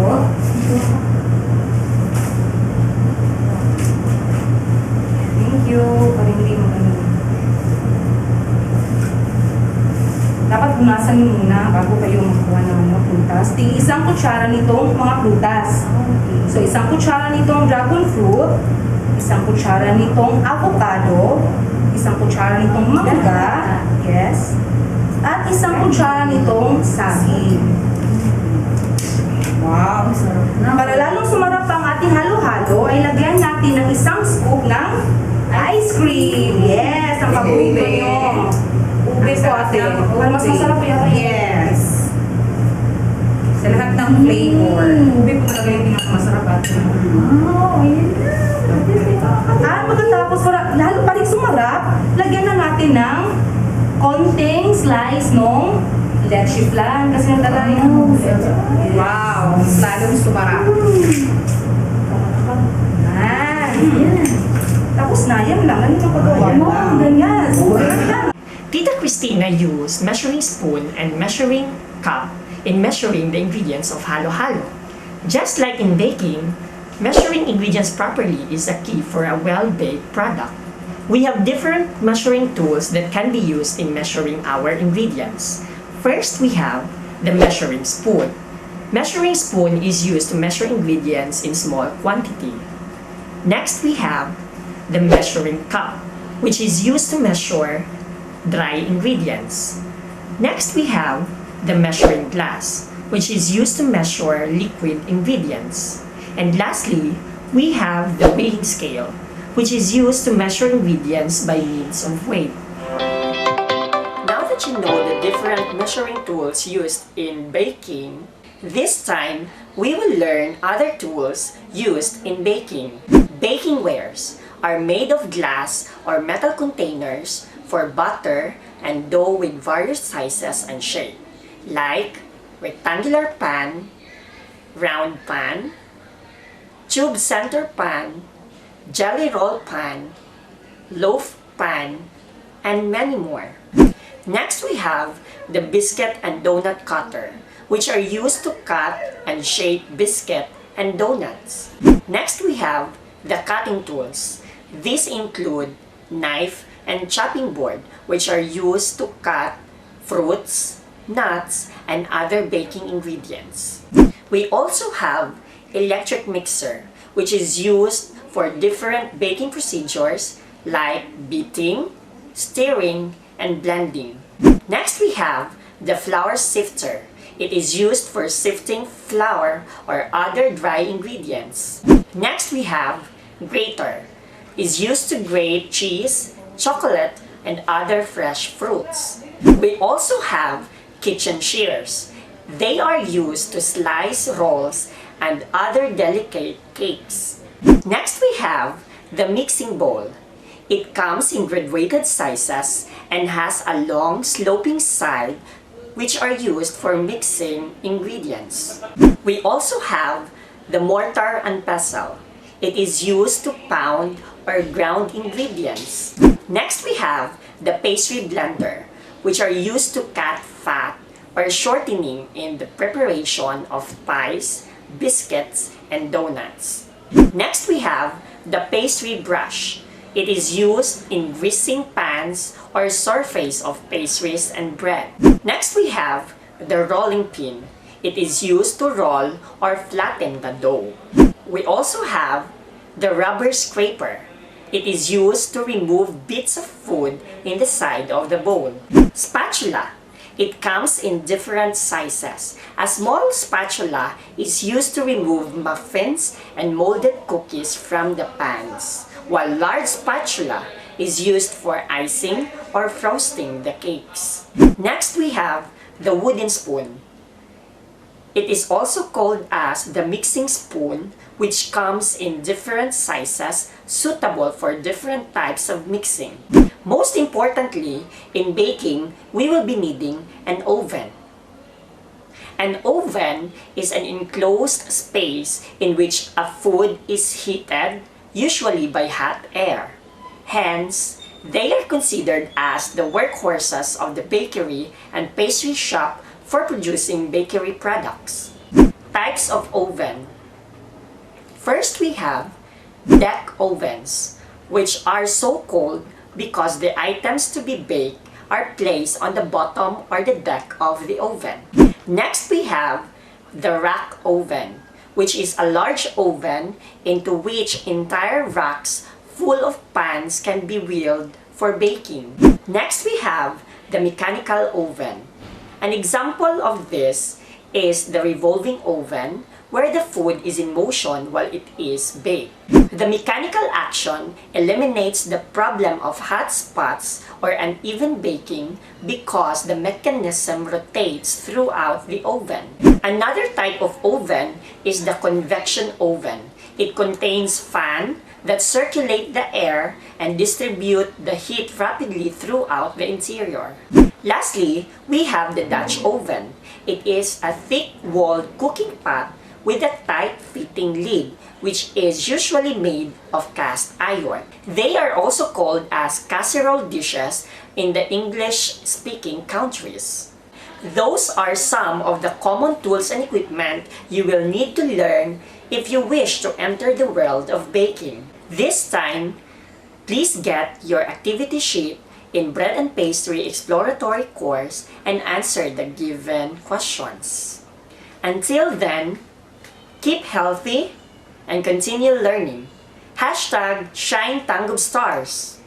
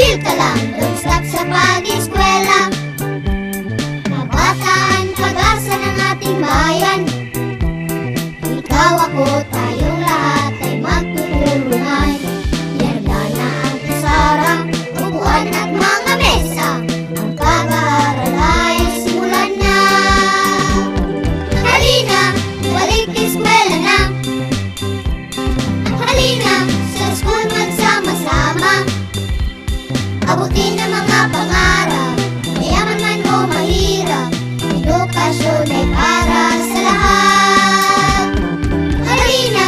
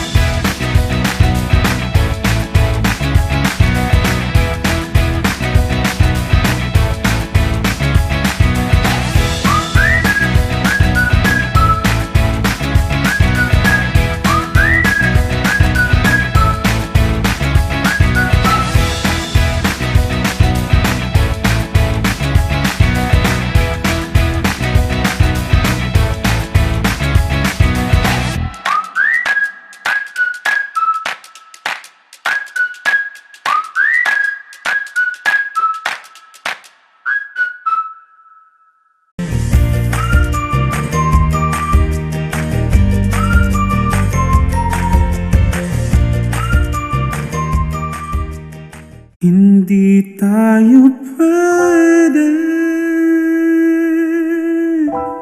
Di nagtakpo, pero di tinadhana. Hindi na posible ang mga puso'y huwag nating pahirapan. Suko na sa laban, hindi tayo pwede. Hi, Tol! Konnichiwa, Tisay! Wow naman, Japan boy na Japan boy ah. Okay lang ako, Tol. Pero pagod din. Dami kasing performance task sa school eh. Nga pala, ano namang oras dyan? 9 p.m. na. Alam mo, Tisay, hinay-hinay ka lang sa mga gawain mo. Sige ka, baka mapraning ka dyan. Grabe naman to. 8 p.m. pa dito, uy. Running agad. Pero alam mo, Tol, miss na kita. Mas madali sana if andito ka. Ikaw sana partner ko sa mga task. Then, ikaw nagagawa lahat. Joke! Oo nga eh. Pero, sisiyo lang yan sa'yo. Ikaw pa. Laika, tawagan ni Ermat. Okay, papunta na po. Ay, Tol, excuse mo na ha. Tinawag ako ni Ermat eh. Sige. Regards mo na lang ako kay tita. Bye, Tisay. Bye, Tol! Sayonara! Ma, tawag niyo raw po ako. Oo anak, dumaan din na si Coach Bimbo, tapos na yung uniform niyo sa volleyball. Kailan ba yung laro niyo na? Next month naman, nood kayo ha? Oo naman anak.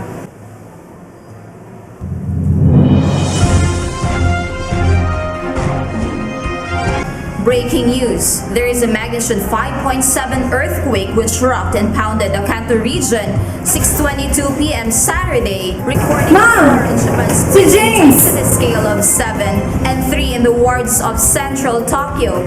The epicenter of the quake is located in Chiba Prefecture. More updates on this report will be given after the break. Na? Nag-reply na ba sina James? Naku, sana safe lang sila doon. Wala pa talaga, ma. Baka busy lang yun, no? Paghahanap ng safe na lugar. Oo nga na. If wala pa talaga na, then baka busy talaga sa paghanap ng safe na lugar. Try ko rin i-contact yung mama niya, anak ha. Sige, ma. Sa pagpatak ng bawat oras ay ikaw ang iniisip-isip ko. Hindi ko mahinto, pintig ng puso. Ikaw ang pinangarap-ngarap ko. Simula nang matanto na balang araw iibig ang puso. Ikaw ang pag-ibig na hinintay.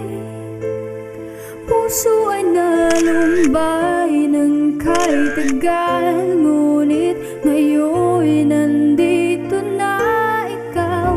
Ikaw ang pag-ibig na binigay sa akin ng may kapal biyaya. Ma, pa, alis na po ako. Mano po? Sige na, ingat. Thank you, pa. Uy na, nag-reply na ba si James? Wala pa po talaga, ma. Sige lang na, ipagdasal lang natin na okay at safe na sila doon. Okay, ma. Thank you po. Alis na po ako. Bye po. Bye.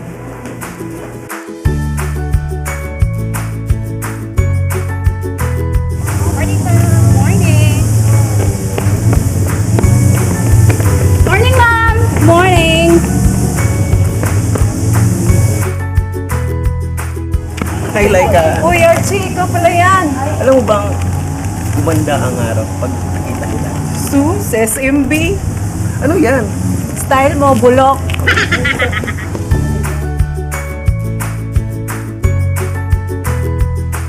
Uy, Tol, grabe. Saan ka ba galing?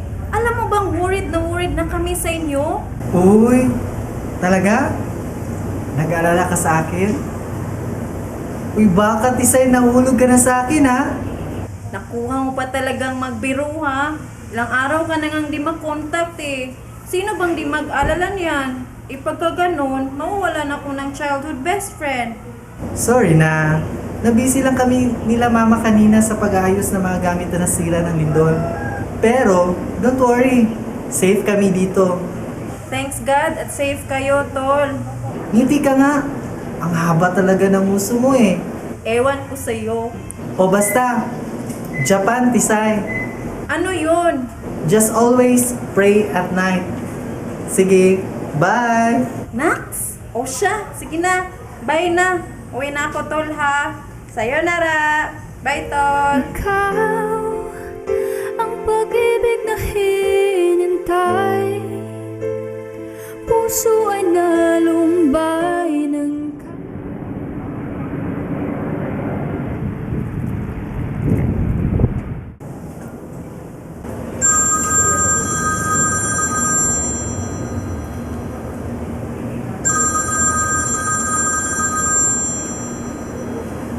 Hello? Hello po, tita. O James, musta kayo dyan? Napatawag ka.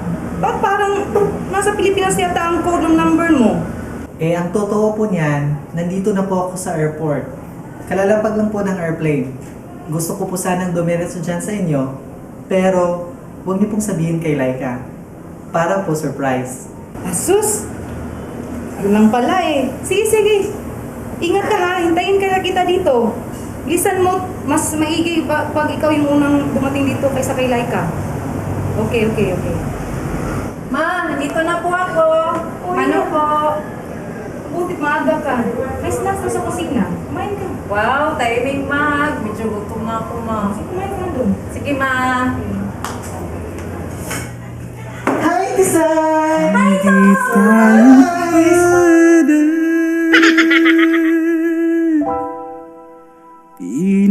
Uy, ikaw talaga, tol. Hilig mo talagang manggulat. Hindi ka pa rin talaga nababago. Ay, gusto na pala yung Japan, tol. Sa laban, hindi tayo pwede.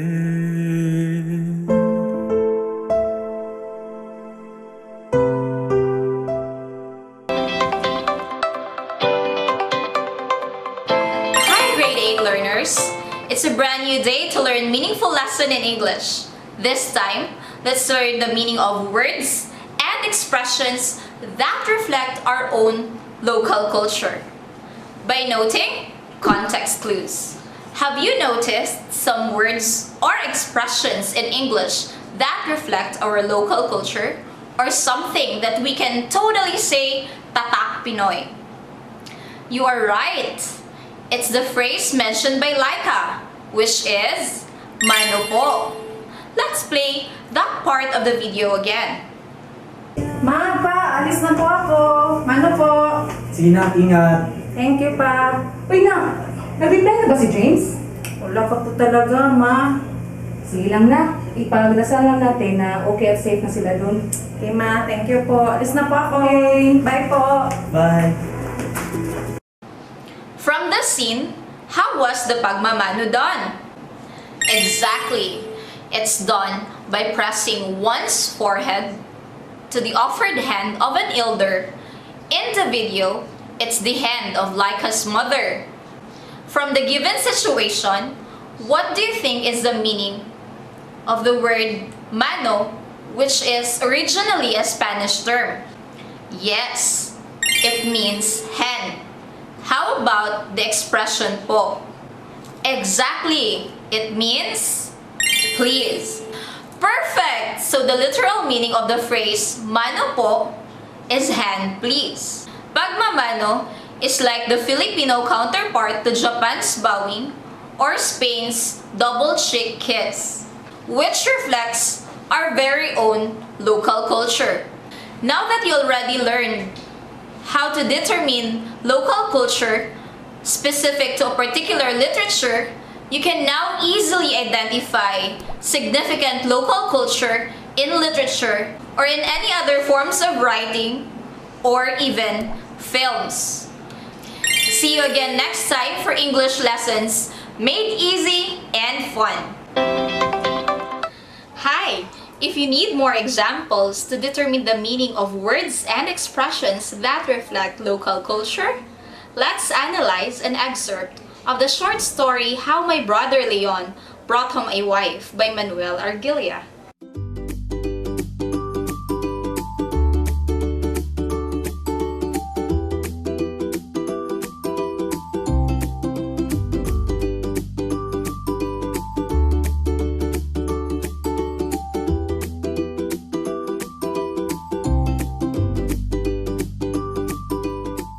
Notice the underlined word in the first sentence of the excerpt. She stepped down from the carretela of Casilin with a quick, delicate grace. What do we mean by the word carretela?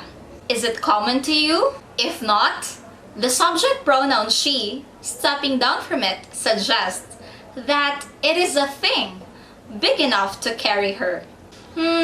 What could that thing be? I was told that a carretela is also known as calesa or carumata, and that the word has Spanish origin. You are right! A carretela is a two-wheeled horse-drawn carriage which is a primary mode of transportation during the Spanish colonial era. It has been a part of our local culture as Filipinos since 18th century. Nowadays, only few have survived and are commonly used as tourist attractions.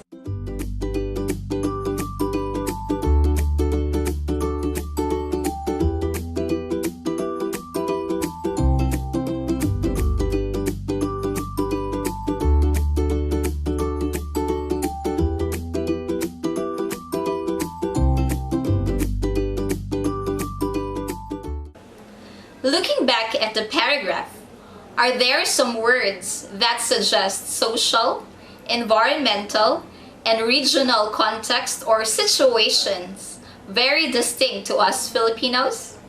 I am talking about the element of setting, dialect, and customs. Definitely! The names Casilin, Labang, and Baldo also suggest local culture, as these are common Filipino names. I guess you are now ready to answer the activity sheet given to you by your teacher. You may ask help from your mama, papa, kuya, or ate at home to look for stories within your place and underline the words or expressions that reflect local culture and be able to determine their meaning. Stay motivated. I am sure you can make it.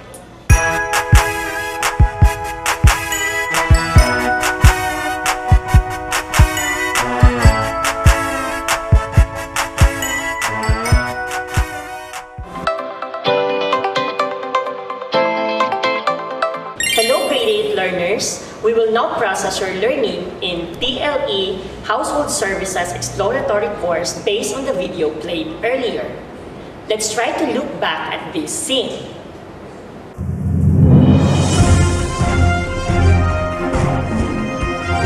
Breaking news! There is a magnitude 5.7 earthquake which rocked and pounded the Kanto region 6:22 p.m. Saturday, recording in Japan's to the scale of 7 and 3 in the wards of central Tokyo. The epicenter of the quake is located in Chiba Prefecture. More updates on this report will be given after the break.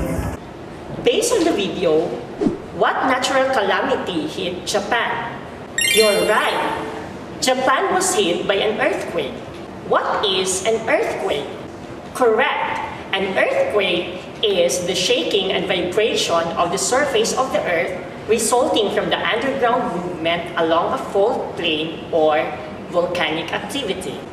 If ever we will experience natural calamity such as an earthquake while we are at work, then we must follow the contingency plan set by the company. A contingency plan is a written emergency procedure plan which describes what action must be taken to minimize hazards, explosions, or any sudden or non-sudden release of hazardous waste to the air, soil, or water. To end, we must always stay calm in dealing whatever emergency cases we will face in our lives. Continue learning and shine TANGKUB stars. This time, we will focus on the Philippine Occupational Health and Safety Standards. When we say Occupational Health and Safety or OHS, it refers to cross-disciplinary areas concerned with the safety, health, and welfare of people engaged in work. The goal of all OHS programs is to foster a safe work environment. The Occupational Safety and Health Center in the Philippines, established by Executive Order Number 307. The implementing rules and regulations were established by the Employees Compensation Commission or ECC. These are the main objectives of the Occupational Safety and Health Center in the Philippines. First, prevent, eliminate, or reduce work-related injuries, illness, and deaths. Next, implement effectively occupational health and safety standards that will promote the health, efficiency, and general well-being of Filipino workers through the improvement of the quality of his working life that will enhance significantly the productivity of industries and businesses. Lastly, maintain an expert intelligence and training center for industrial disease and occupational safety. Hazards and risk. A hazard is a situation that poses a level of threat to life, health, property, and environment. Classification of hazard. First is dormant hazard, wherein the situation has the potential to be hazardous, but not people, property, or environment is currently affected by this. For example, a hillside may be unstable and is potential to landslide, but there is nothing below or on the hillside that could be affected. Next classification of hazard is called armed. It means that people, property, or environment are in potential harm's way. Next classification of hazard is called active. Active hazard is a harmful incident involving the hazard has actually occurred. Oftentimes, this is referred to accidents, emergencies, incident, or disaster. Types of hazards. Biological hazard. It is one originating from an organism that is foreign to the organism being affected, such as disease-causing virus like COVID-19. Chemical hazards. A chemical can be considered as a hazard if by virtue of its intrinsic properties can cause harm or danger to human, property, or the environment, such as gas leak. Another type of hazard is called mechanical hazards. A mechanical hazard is any hazard involving a machine or process. Next is physical hazard. A physical hazard is a naturally occurring process that has the potential to create loss or damage like earthquakes, floods, or tornadoes. And lastly, ergonomic hazard. When we say ergonomic hazard, it refers to the physical factor of the work environment that can cause damage to the musculoskeletal system, such as poor lighting. Hazards and risk are often used interchangeably. However, in terms of risk assessment, these two are very distinct terms. A hazard is a situation that possesses a level of threat to life, health, property, or environment. When we say risk, it is defined as the probability that exposure to hazard will lead to a negative consequence. Or more simply, risk is equal to hazard times dose or exposure. This time, please get your TLE Household Services Exploratory Course Activity Sheet and answer the given question. Until then, keep healthy and continue learning. Hashtag Shine TANGKUB Stars.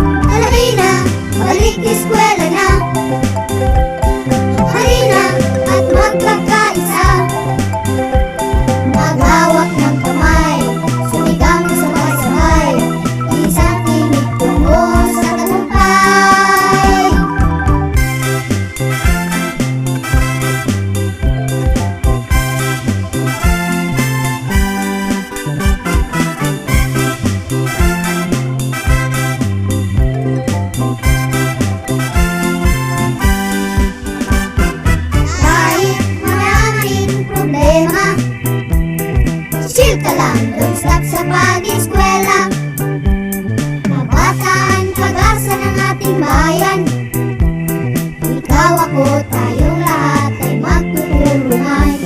Ihanda na ang pizarra, upuan at mga mesa. Ang pag-aaral ay simulan na. Halina, balik eskwela na. Halina, sa school magsama-sama.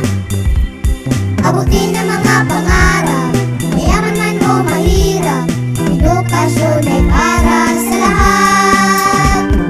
Halina, balik eskwela na. Halina, at magkakaisa.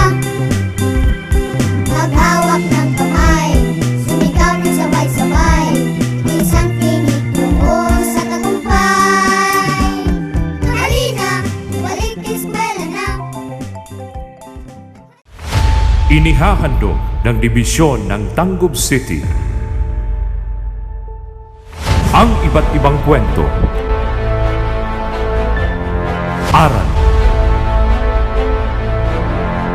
at kaalaman habang kayo ay nasa inyong mga tahanan. TV-based instruction.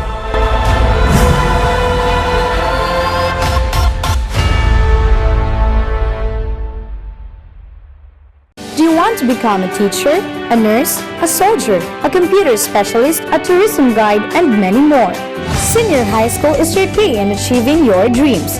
Senior High School covers 4 disciplines: academic track, technical, vocational, and livelihood track, sports track, and arts and design track. Senior High School is your access to employment, entrepreneurship, and higher education. Senior High School, your access for a brighter tomorrow.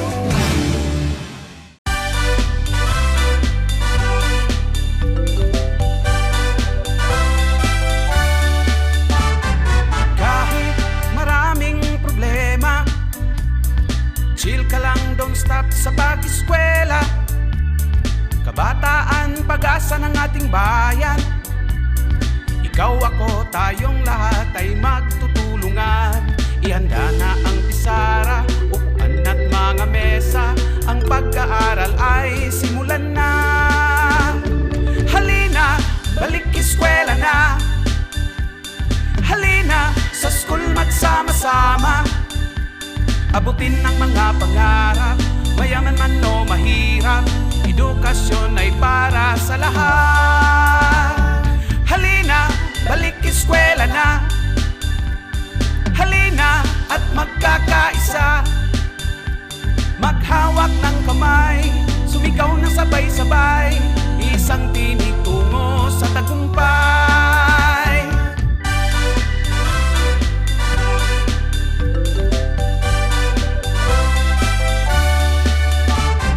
Kahit maraming problema, chill ka lang, don't stop sa pag-eskwela. Kabataan, pag-asa ng ating bayan. Ikaw, ako, tayong lahat ay magtutulungan. Ihanda na ang pizarra, upuan at mga mesa. Ang pag-aaral ay simulan na. Halina, balik eskwela na. Halina, sa school magsama-sama. Abutin ng mga pangarap, mayaman man o mahirap. Edukasyon ay para sa lahat. Halina, balik eskwela na. Halina, at magkakaisa. Maghawak ng kamay, sumigaw ng sabay-sabay. Isang tinig tungo sa tagumpay. Halina, balik eskwela na. Halina, sa school magsama-sama. Abutin ng mga pangarap, mayaman man o mahirap. Edukasyon ay para sa lahat. Halina, balik eskwela na.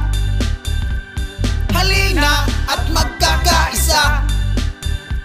Maghawak ng kamay, sumigaw ng sabay-sabay. Isang tinig tungo sa tagumpay. Halina,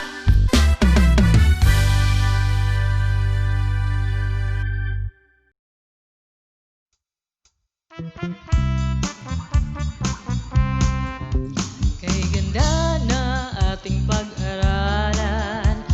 bansa na ating kinagisnan. Sa asignaturang aralin panlipunan, kay dali nating maintindihan. Kay ganda na ating pag-aralan ang bansa na ating kinagisnan. Sa asignaturang aralin panlipunan, kay dali nating maintindihan. Luzon, Visayas, Mindanao, iba't ibang kultura, isang lahi, isang ngiti, ang Pilipinas na bansa natin. Kay ganda na ating pag-aralan ang bansa na ating kinagisnan. Sa asignaturang aralin panlipunan, kay dali nating maintindihan.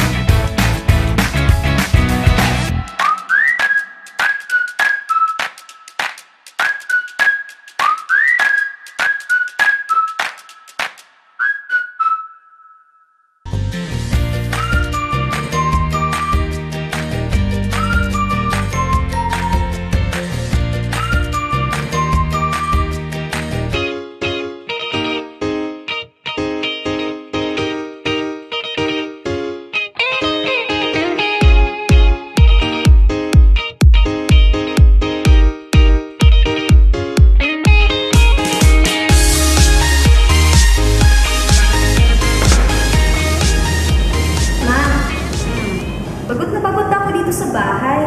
Hirap pa lang suspended yung board exam, no? May CPA ka na sana ngayon. Ay, totoo na. Tama ka. Bakit hindi mo subukang magnegosyo? Ano sa tingin mo? Parang gusto ko yung iniisip mo, ma. Total, anak, malakas naman yung internet connection natin. Mag-online seller ka na lang. Tama, ma. Gusto ko yung naisip mo. Pero, ano naman yung ibibenta ko? Ukay-ukay, anak. Kasi patok na patok yan ngayon. Affordability ang importante sa mga tao ngayon dahil sa pandemya. Yung tipo, marami silang mabibili sa murang halaga. Garantisado pa. Tama.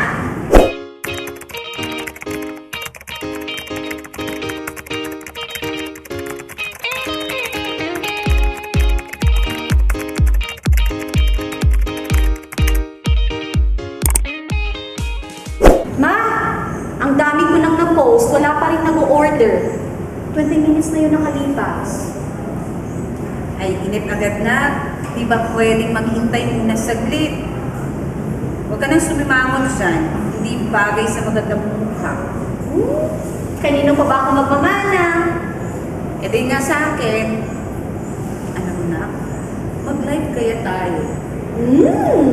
Usong-uso yan ngayon, no? Tama. Ang dami nagpo-post sa Facebook. At saka magpa-raffle din tayo. Oo, ma. Yung mananalo ay take ko lahat ng 10 items. Pwede. Halagang Pwede. 250 pesos nun. Okay yan, ma. Try mo i-post dyan. Di ko talaga alam kung anong gagawin ko, ma. Ikaw na ang pinaka-the best mama in the whole wide universe. Hello guys! Welcome to my FB Live! This is Clara's Closet. So, I hope you watch the video till the end kasi may paparaffle po tayo ngayon. Yes! 10 dresses po for only 250 pesos. Yes! You've heard it right! sulit po talaga. Okay? So, please comment mine. Paunahan po tayo. Okay? Paunahan po tayo. So, dress number 1. Hello, mommy. Yes. Okay, dress number 1. Please comment mine chiffon. So, matingkad po talaga ang kulay. So, totoong chiffon fabric po ito. Napakaganda. Medium to large po ito. Medium to large. May belt pa po. Napakaganda. So, please comment mine chiffon. Mine chiffon po. Yes. Yes! Hi! Nakapag-comment na po si Ma'am Quarantina. Yes, si Miss Quarantina. Hi, sis! Yes, yours na po ito. Yours. Ngayon, pangalawang dress na tayo. Ma, palit na tayo.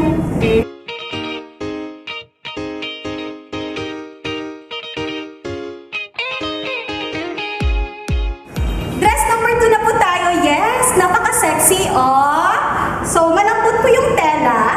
Small to medium frame po. Small to medium frame. Tapos, yes po, ordinary lighting lang po tayo. Kaya what you see is what you get. Please comment mine red. Mine red. Ayan, nakapag-comment na po si Ma'am Kubida. Oh, Kubida. Yes po, Ma'am Kubida. Yours na po ito. So, thank you so much guys sa lahat ng mga bumili. Maraming salamat po. Nakapagbenta po tayo ng 50 dresses in less than an hour. Yes po.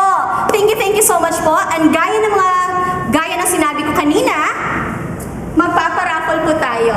Okay? So, bubunot na po ako. 10 dresses for only 250 pesos. Yes po, 250 pesos lang po.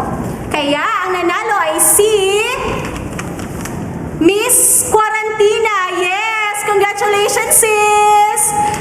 Yes, thank you so much po sa lahat mga nanonood. See you all again to my FB Live. Bye-bye! Karen, sali ka na dito. Ano ba? Naglalaro ako dito. Si Clarence ayaw magpautos. Clarence, sige na. Mamaya na yung ML mo. Kanina ka pa riyan, ha? Sige na nga. Ano ba kasi yun? Kunin mo yung susi ng motor, tapos hatid mo to kay Miss Quarantina. Ay, wag na lang. Tatakbuhin ko na lang. Total, hindi naman ako nakapag-exercise. Ilang kanto lang naman yun. Bahala ka.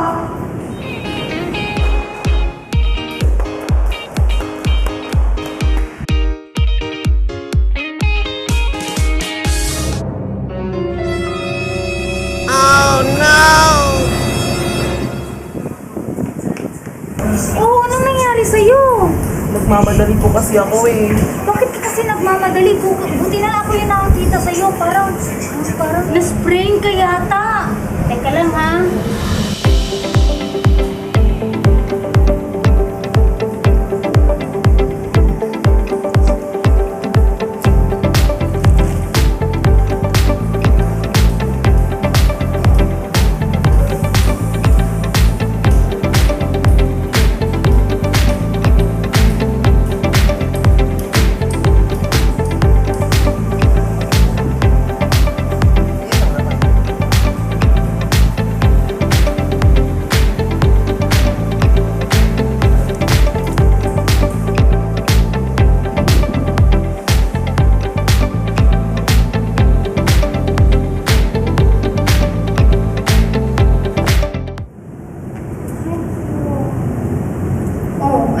sa'yo. Alam mo ba, ang tumal ng benta ko ngayon? Bakit naman ganito? Garantisado naman na branded yung mga binibenta ko. If this keeps up, wala na akong pambayad ng bills. Just a piece of advice na, uy, medyo aliso-liso din to. Ano ka ba? Okay na? Para naman di tayo kaibigan. You know what, Bess? People are getting more and more practical these days. You better find cheaper suppliers. Ganun ba? Akala mo kasi the brand tells everything. Nagbabago ang mindset ng mga mamimili, Bess. At saka ang dami ng nagsulputang mga RTWs, ukay-ukay, at pre-loved items ngayon. And these are getting more in demand compared to branded clothes na, of course, masyadong mahal. Remember the law of supply and demand? that if the price is high, the demand is low. And if the price is low, the demand is high. Kaya nga, Bes, tayong mga negosyante, we follow the law of supply.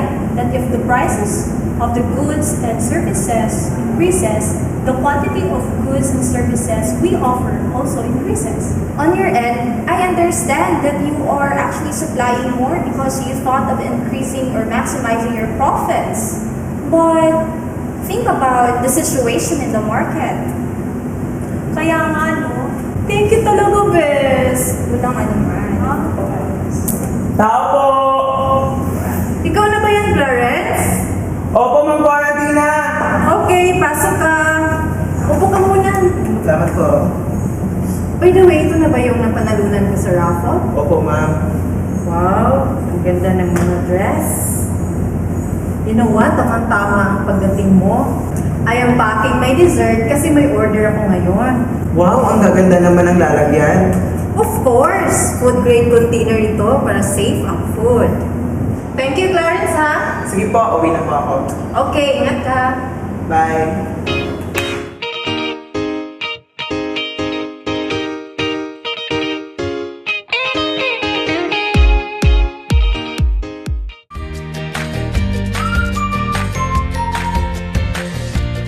Good day to all our avid grade 9 learners.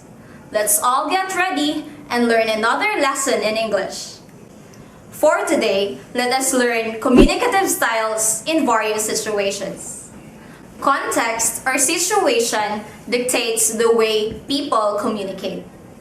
Accordingly, there are 5 communicative styles: intimate, casual, communicative, formal, and frozen.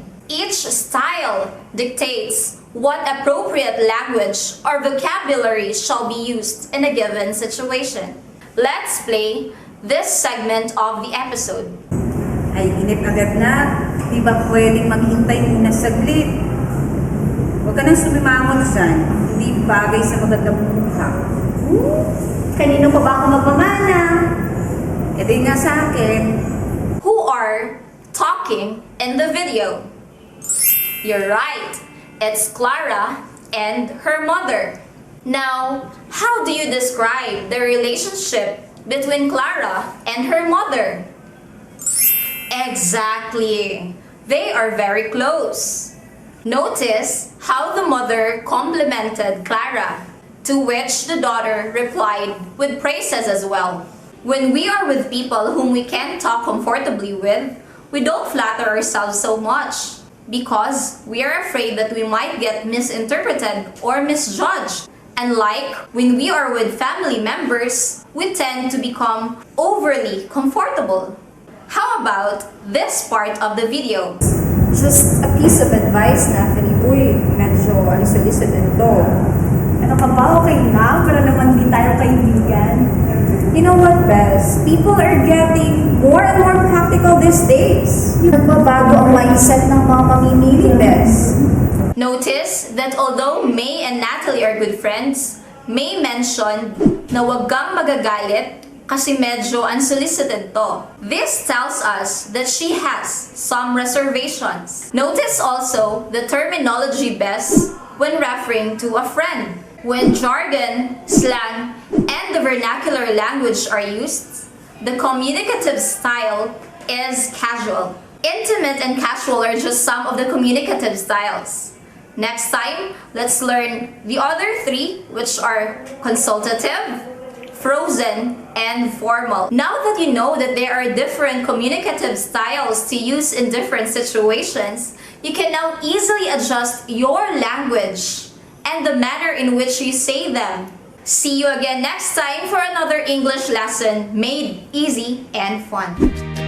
Among the 5 communicative styles, Mama Halia explained to you 2 of them, the intimate style and the casual style. This time, let's define them again. The intimate style. This communication is completely a private language. It is reserved for close family members, intimate people, of very close friends, and group who know each other very well. For example, A husband and wife saying, I love you. Best friends complimenting each other and saying, you're so sweet, bestie. A younger sister comforting her brother and telling, I know how you feel, kuya. Or a child expressing her love to her parents through telling, I am so lucky to have you, mama. Now, expressing your love through the words, I love you, compliments for saying, you are so sweet, bestie, concern for telling, kuya, I understand how you feel, and gratitude for telling, I am so lucky for having you, mama, are indications of applying intimate style of communications in various situations.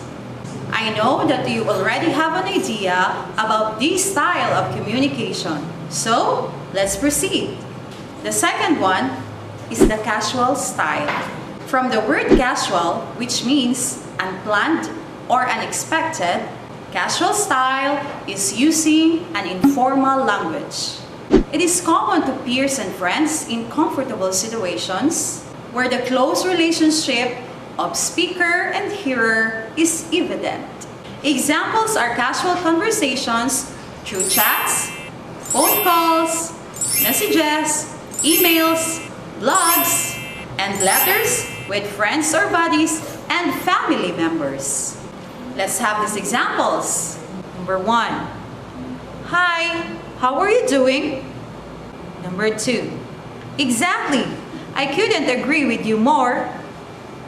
Number 3. That kid is freaking out. Number 4. Well, I think they should have asked us first, you know. And number 5. Do me a favor, will you? Notice the use of contractions in the first and second sentences. However for how are, and couldn't for could not. Notice also the use of slang in the third sentence, like the word freaking out. These are few indications that these sentences are using the casual style of communication. And to apply what you have learned from our episode for today, let's have an activity. Are you ready? Kindly get your worksheet for communicative style and allow yourself to learn more. Now, let us read the directions. Directions. Identify the intimate and casual communicative style in given situations. Go learners! Believe you can do it! Bye!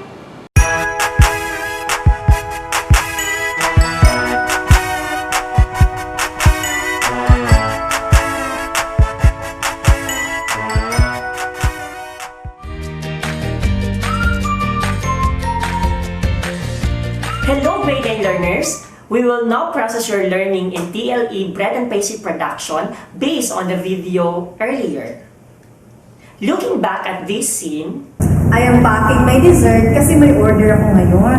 Wow, ang gaganda naman ng lalagyan. Of course! Food grade container ito para safe ang food. what did Quarantina use to pack her desserts?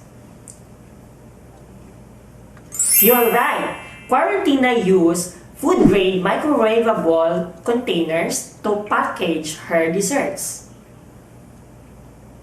What do you think is a packaging?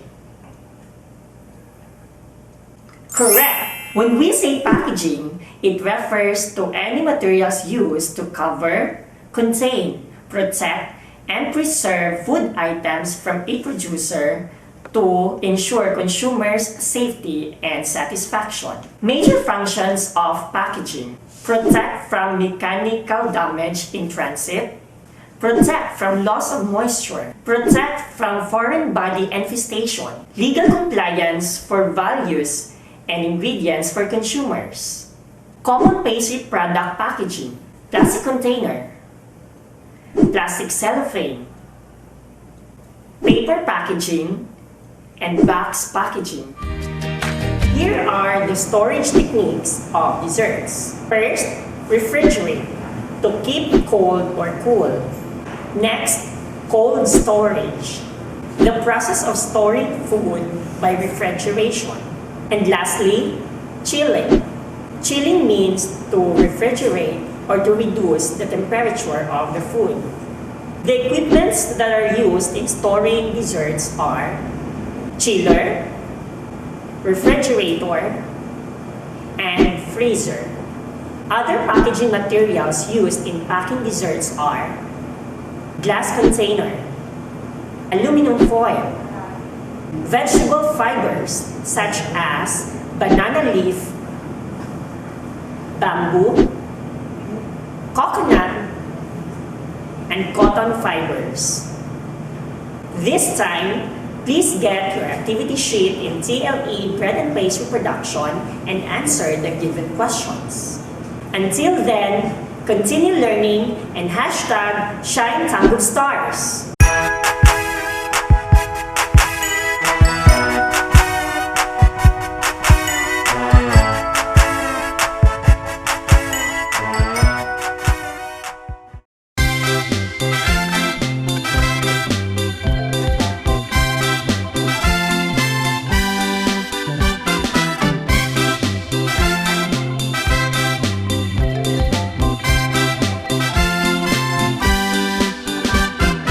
Kahit maraming problema, chill ka lang dun sa pag-eskwela. Kabataan, pag-asa ng ating bayan. Ikaw, ako, tayong lahat ay magtutulungan. Ihanda na ang pizarra, upuan at mga mesa. Ang pag-aaral ay simulan na. Halina, balik eskwela na. Halina, sa school magsama-sama. Abutin ang mga pangarap, yaman man o mahirap.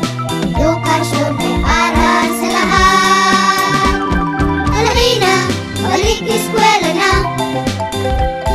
Halina, at magkakaisa. Maghawak ng kamay, sumigaw ng sabay-sabay. Isang tinig tungo sa tagumpay.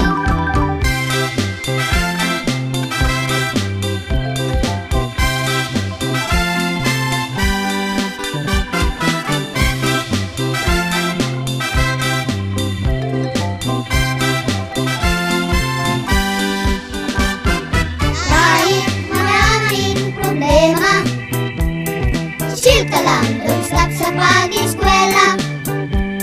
Kabataan, pag-asa ng ating bayan. Ikaw, ako, tayong lahat ay magtutulungan. Ihanda na ang pizarra, upuan at mga mesa. Ang pag-aaral ay simulan na.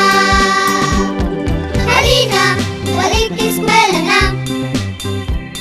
Halina, sa school magsama-sama. Abutin ang mga pangarap, mayaman man o mahirap. Edukasyon ay para sa lahat. Halina, balik eskwela na. Halina, at magkakaisa. Maghawak ng kamay, sumigaw ng sabay-sabay. Isang tinig tungo sa tagumpay. Halina. Inihahandog ng Dibisyon ng TANGKUB City ang iba't ibang kwento, aral,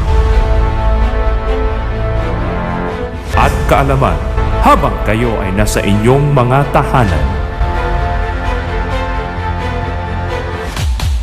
TV-based instruction.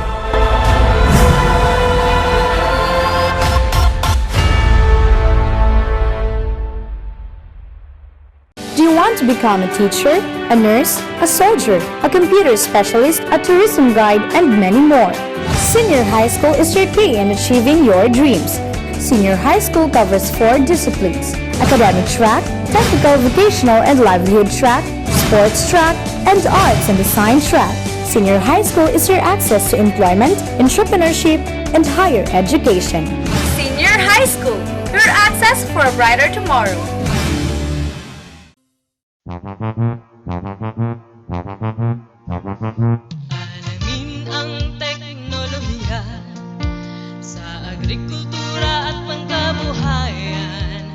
upang umunlad ang ating bayan, sagana sa likas na yaman. Halika na, mag-ipipina, ipipina, ipipina. Halika na, mag-aral na. Gawin ang teknolohiya sa agrikultura at pangkabuhayan upang umunlad ang ating bayan, sagana sa likas na yaman. Halika na, mag-ipipina, ipipina, ipipina. Halika na, mag-aral na. Ipipina, ipipina, ipipina, ipipina.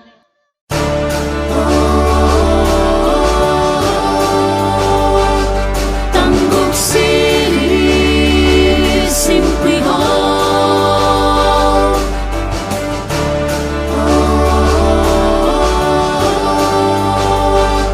Tanggub City, simply home. This is our place, Tanggub City. There is so much you can see.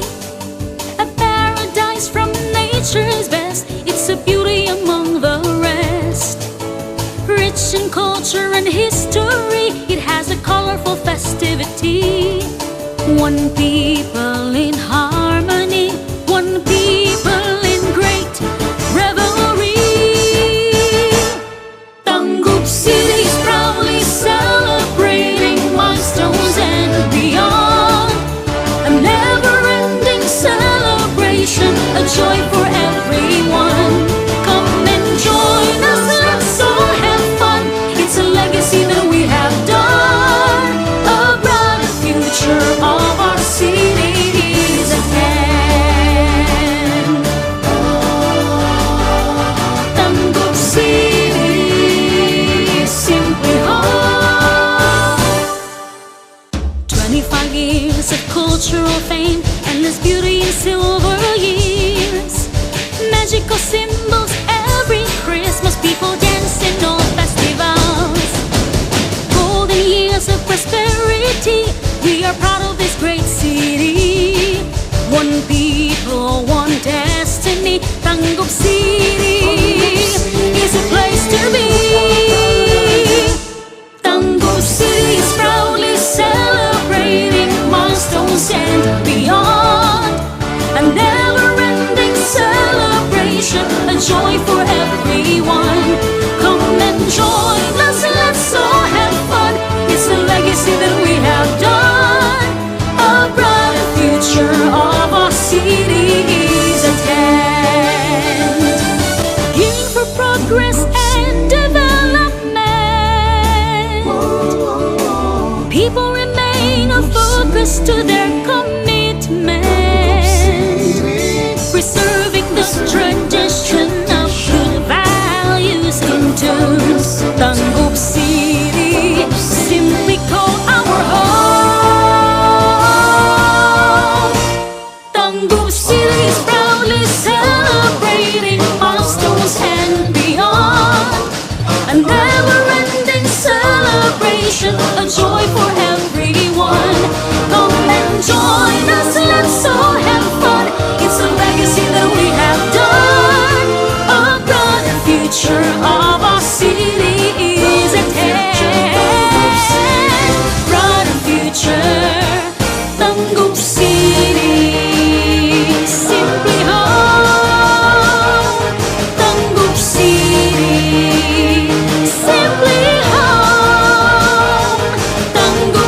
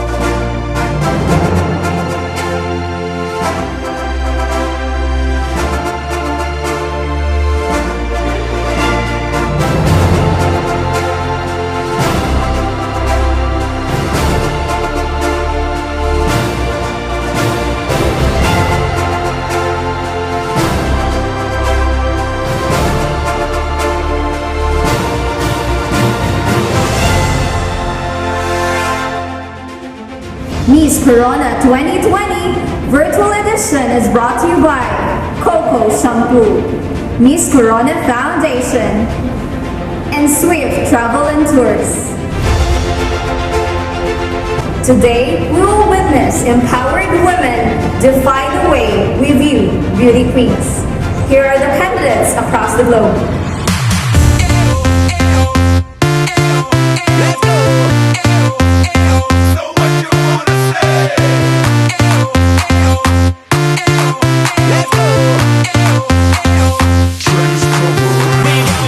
Philippines, an Executive Administrator, Miss Marikit Dalangin.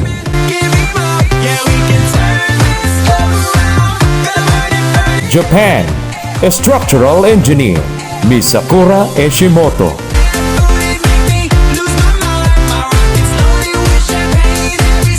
Spain, a Professional Chemist, Miss Fatima Hermosa.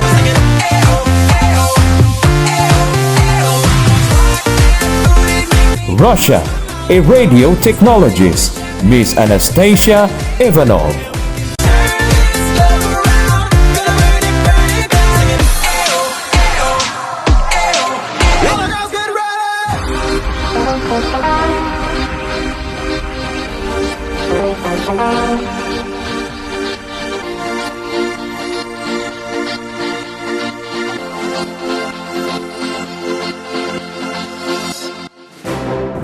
Now it's time for a top 4 to prove that there's more to them than what meets our eyes.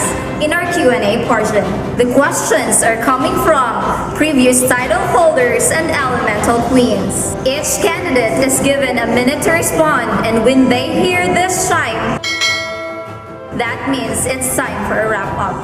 Semi-finalist from the Philippines, Miss Marikit Dalangin. Here is your question from Miss Corona 2004, Miss Maria Cristina Falls. Hi, Miss Philippines! Congratulations for making it this far. So here is your question. In this time of crisis, what is your take on social distancing, wearing a face mask, and proper hand washing?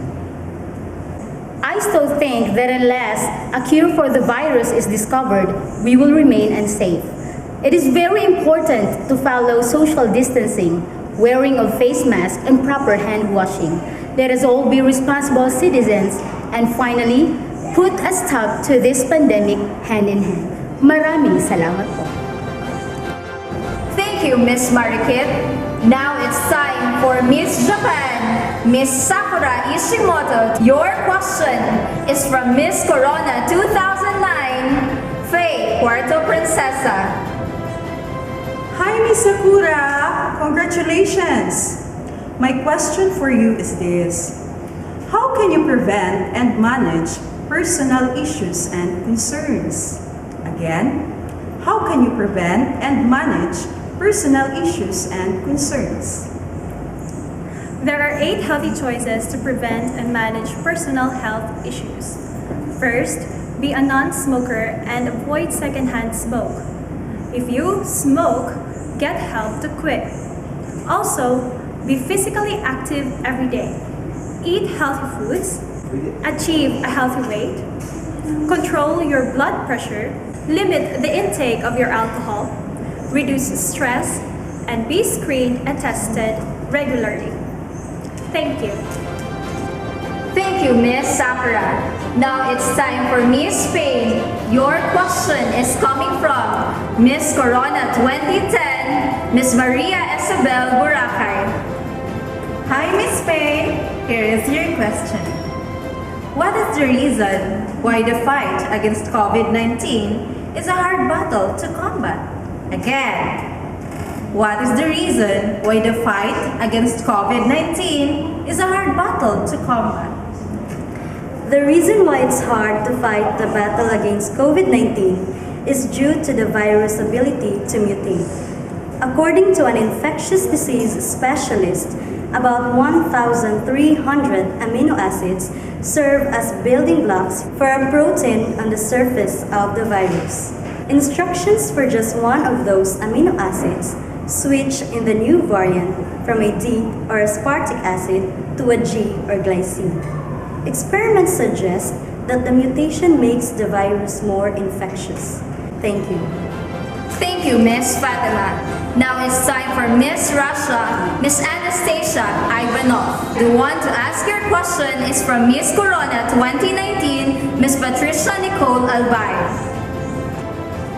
Hi, Miss Russia. Congratulations. My question is, what is the importance of being socially aware on contemporary issues across the globe? Again, what is the importance of being socially aware on contemporary issues across the globe? I believe that our society is transforming rapidly, and in this growing and changing era, there is an urgent need to include global awareness issues in both formal and informal education, especially among youth. It is only when we understand the global issues that we take necessary action. Let us all empathize and become part of the solution. Thank you. Thank you. We'll be right back for the coronation of Miss Corona 2020 after a short break.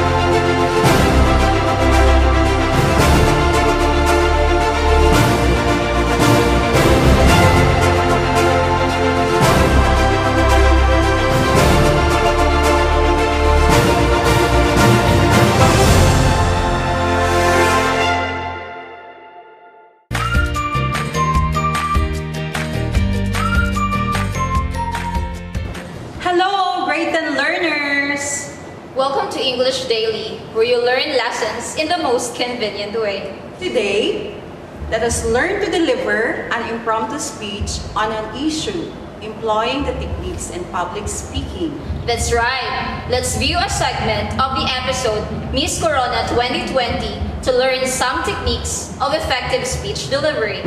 I still think that unless a cure for the virus is discovered, we will remain unsafe. It is very important to follow social distancing, wearing of face masks, and proper hand washing.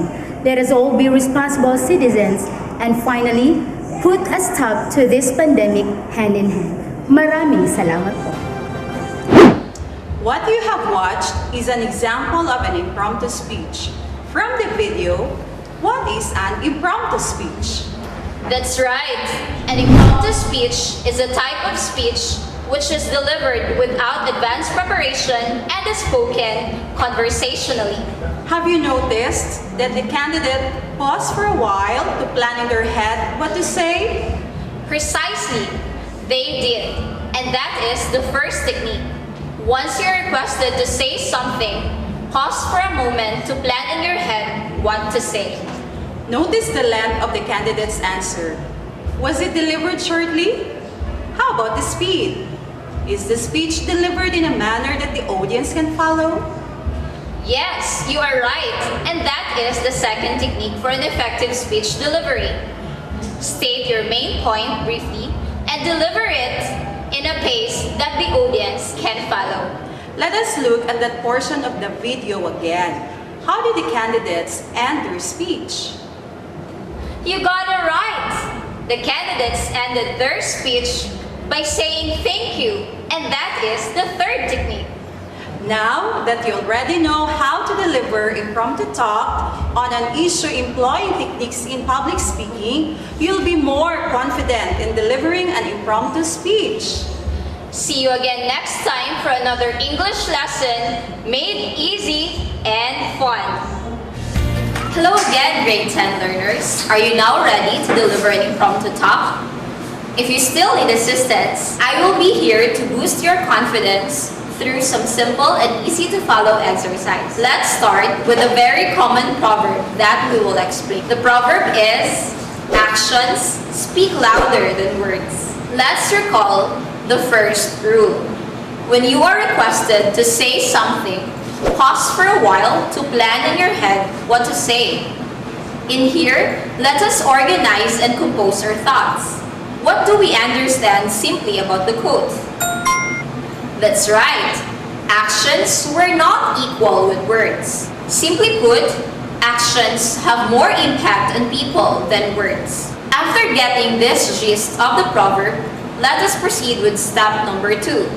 That is, state your main point briefly and deliver it at a pace your audience can follow. So, let us now consider our thoughts and deliver it briefly at a speed our audience can follow. Actions speak louder than words mean that what we do has more impact to people than what we say.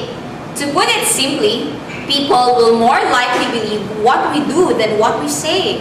If we wanted people to do something, then we must lead by example. Alright, the last technique is to end your speech by saying thank you. Through constant practice, you can make it. So, you are now ready to get your activity sheet and read the instructions. You should be able to deliver an impromptu talk on the issue of health and hygiene. You may record it using your cell phones and send it to your class group chat, or in any means possible. You will be graded according to the following criteria. First, content, 10 points. This includes the relevance of your speech to the topic and how well you organize it. Another 10 points for delivery and mastery. This pertains to your eye contact, gestures, body movements, and your ability to deliver your speech spontaneously at the right speed. God bless grade 10 students. Whatever you believe, you can surely achieve.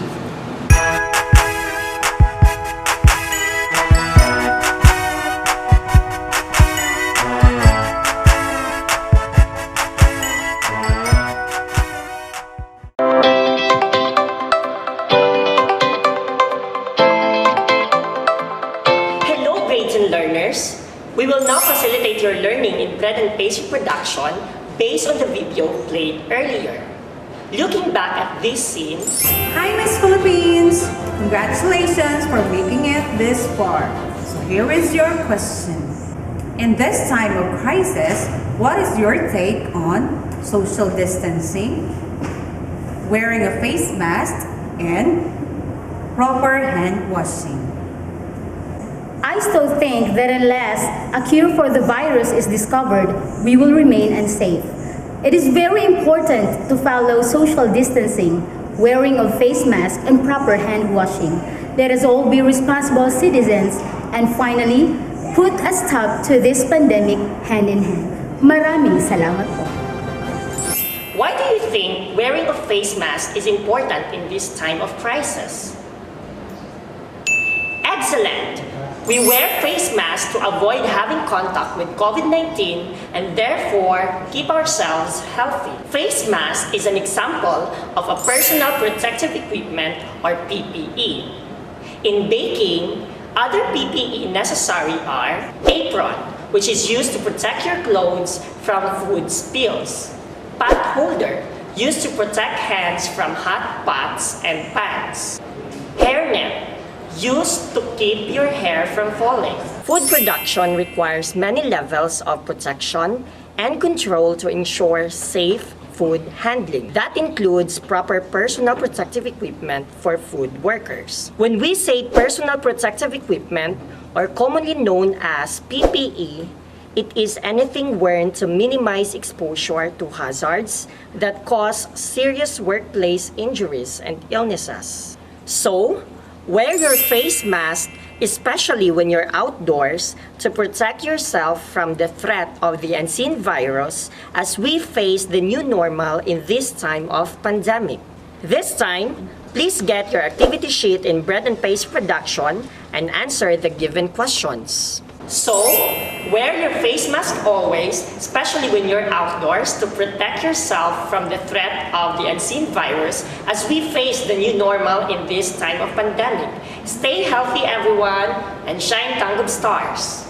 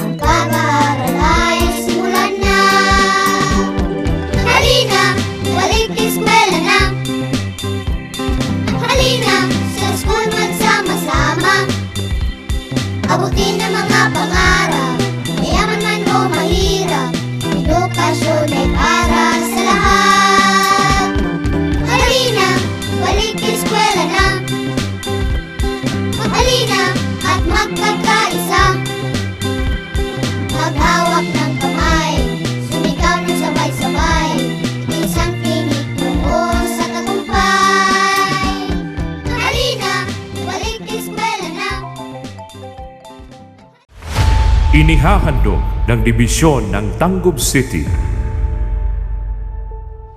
ang iba't ibang kwento, aral, at kaalaman habang kayo ay nasa inyong mga tahanan. TV-based instruction.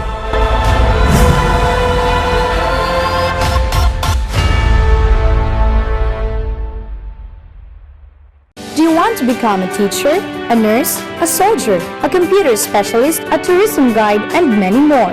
Senior High School is your key in achieving your dreams. Senior High School covers 4 disciplines: academic track, technical, vocational, and livelihood track, sports track, and arts and design track. Senior High School is your access to employment, entrepreneurship, and higher education.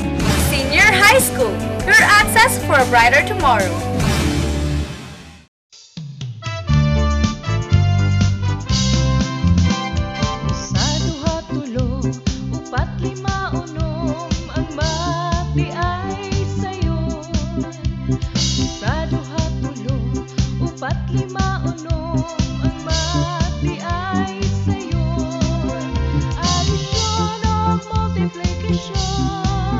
Subtraction of and division, problema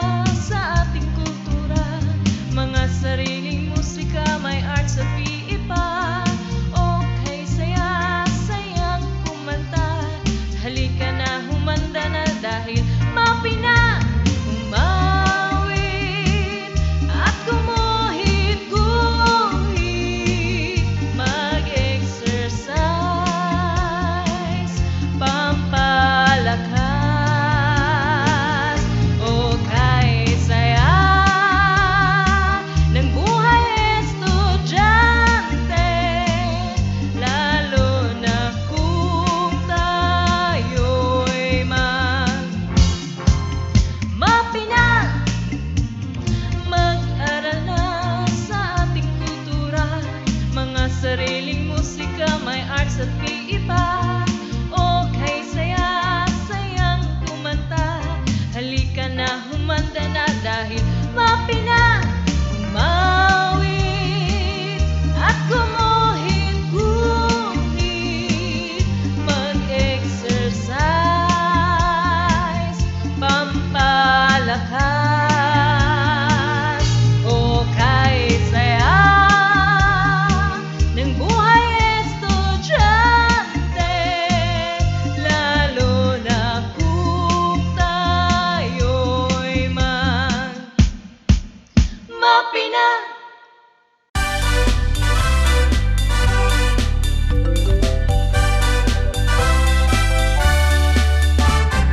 Kahit maraming problema, chill ka lang, don't stop sa pag-eskwela. Kabataan, pag-asa ng ating bayan. Ikaw, ako, tayong lahat ay magtutulungan. Ihanda na ang pisara, upuan at mga mesa. Ang pag-aaral ay simulan na. Halina, balik eskwela na. Halina, sa school magsama-sama. Abutin ang mga pangarap, mayaman man o mahirap. Edukasyon ay para sa lahat. Halina, balik eskwela na. Halina at magkakaisa. Maghawak ng kamay, sumigaw ng sabay-sabay. Isang tinig tungo sa tagumpay.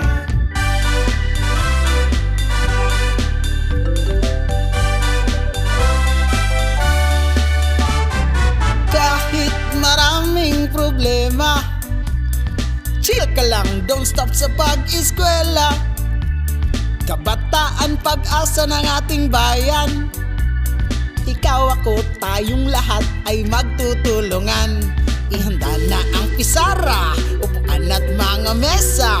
Ang pag-aaral ay simulan na. Halina, balik eskwela na. Halina, sa school magsama-sama. Abutin ng mga pangarap, mayaman man o mahirap.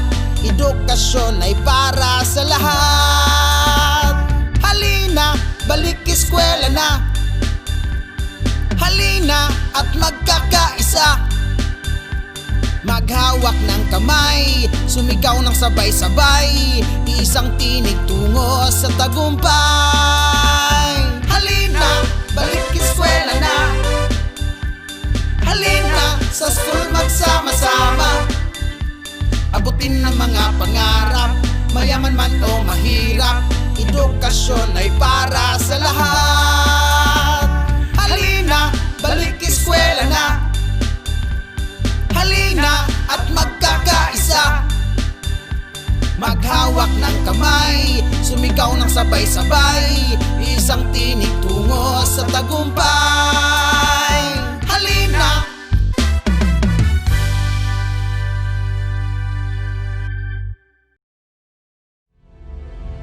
Darkness breeds, fears of the unknown, but it's in the darkest skies that we see the brightest stars.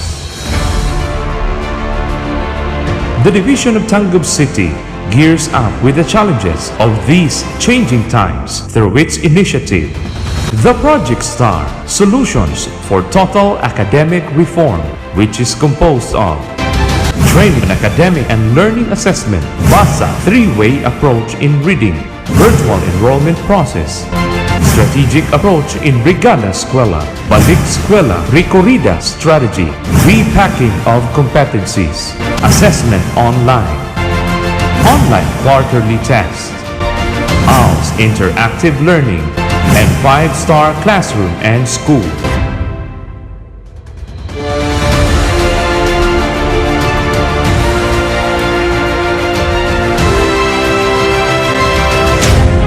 The sheer weight and magnitude of COVID-19 is felt by 27.2 million students across the country, where the usual academic setting can no longer exist.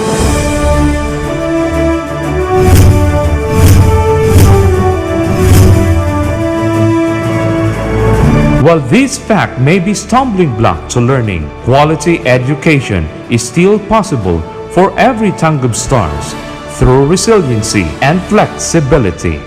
While we are staying home and staying safe, DepEd Commons provided a complete resource of learning that though we stayed home, we were still able to browse, access, and explore all the learning areas that the Department of Education prepared for us. Ako si Bridget Candano, uyon sa gitawag nga New Normal sa Department of Education. Kabalo kami nga mga ginikanan nga kani nga gibuhat sa DepEd mao ang pinaka-the best nga solusyon para mapadayon ang insakto nga pag-eskwela ug pagkabot sa edukasyon para sa among mga anak. Langit National High School is in the process of profiling both our teachers and students for us to be able to find out whether the school is ready for the new normal. Moreover, our teachers, they now start researching for self-directed learning materials in preparation for the next school. As one of the teachers, I can say that we are one with the Department of Education's commitment. Thus, alternative delivery modes of learning are embraced to be the new normal, and the advancement of technology and the internet is utilized, making learning available right at our fingertips. Today, we transform the landscape of the learning environment of TANGKUB City Division to become resilient and flexible so it can always adapt to the ever-shifting social conditions. The Division of TANGKUB City assures its commitment to providing quality and accessible education through timely interventions, programs, and projects.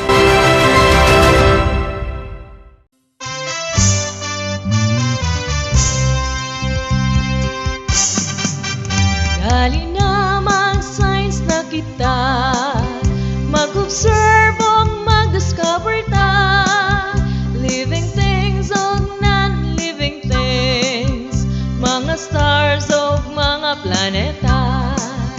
Dali na mag-science na kita, mag-observe o mag-discover ta, living things o non-living things, mga stars o mga planeta, mga stars o mga planeta, mga stars o mga planeta.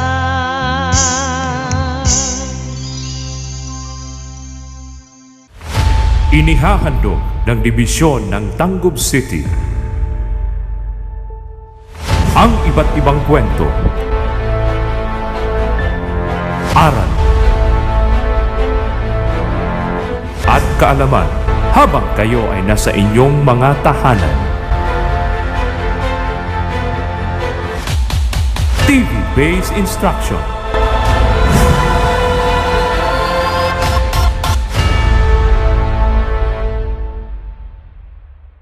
Do you want to become a teacher, a nurse, a soldier, a computer specialist, a tourism guide, and many more? Senior High School is your key in achieving your dreams. Senior High School covers 4 disciplines: academic track, technical, vocational, and livelihood track, sports track, and arts and design track. Senior High School is your access to employment, entrepreneurship, and higher education. Senior High School, your access for a brighter tomorrow.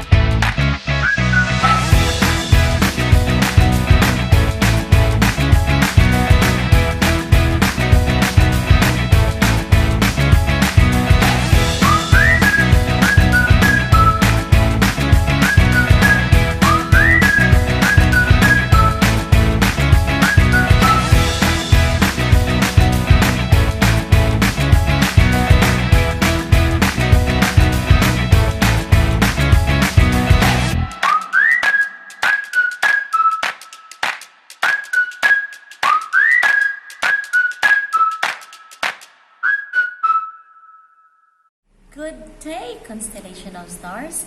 This is Teacher Charmaine again for another episode of hair dressing. I hope you are already adjusted to the new normal class that we have started. Last time we learned about shampooing. Today we will learn another topic for hair dressing, which is blow drying. And in this we will learn mechanically and objectively how to apply handheld dryer to style or dry hair immediately. Our objective for today is blow dry hair according to service requirements and following standard procedure. This procedure is a method of drying wet or damp hair while forming it into a particular style or dressing, thus making the hair straighter or curler. Actually, there are 5 types of blow drying techniques. The first one is blow drying, and then the second one is blow stretching or straightening, the blow waving, scrunch drying, and then the last one is natural drying. So now let us discuss them one by one. The first one is blow drying, simply drying the hair using handheld dryer. The second one is blow waving, shaping the hair into waves using directed heated air from a dryer and combs or brushes. And then the third one is blow stretching or straightening, a means of smoothing and kinking or straightening the hair. Then the fourth one is scrunch drying, a technique which uses the hands as the tools for manipulating the roots and ends of the hair to increase left, body, and overall movement. Natural drying. It is leaving the hair to dry naturally and may be assisted by the heat of the sun and wind. Tools needed in blow drying.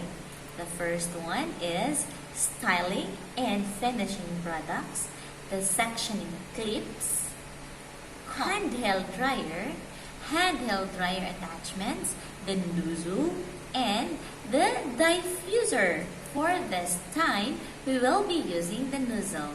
There are 3 kinds of brushes: the flat or paddle brush, the vent brush, and then the circular or round brush. Before and during the hands-on, please observe the following precautionary measures in blow drying. 1.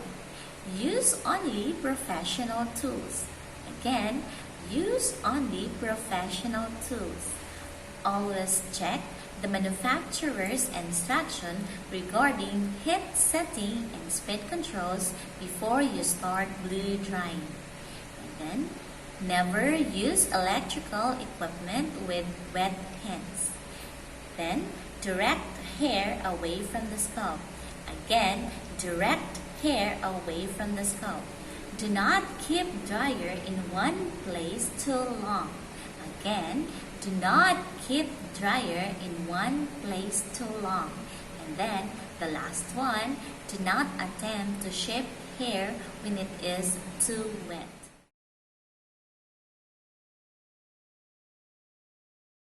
So now, let's begin the procedure in blow drying the hair. Select styling or finishing products. Apply on the client's hair. Section the hair into 4.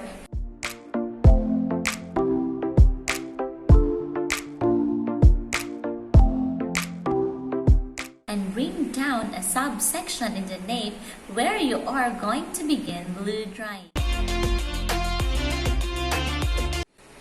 Choosing the correct brush size, begin to blow dry the hair upwards. Make sure that the airflow of the hair dryer is flowing over the hair in the correct direction. Blow dry the hair under to create a root lift.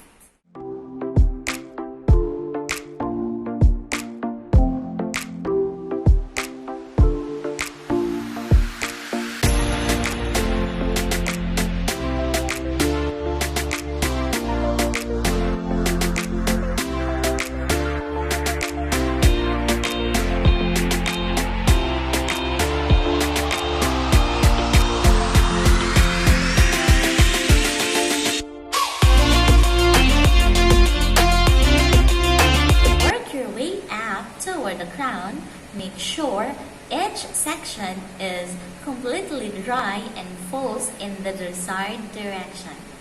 Make sure each section is completely dry and falls in the desired direction.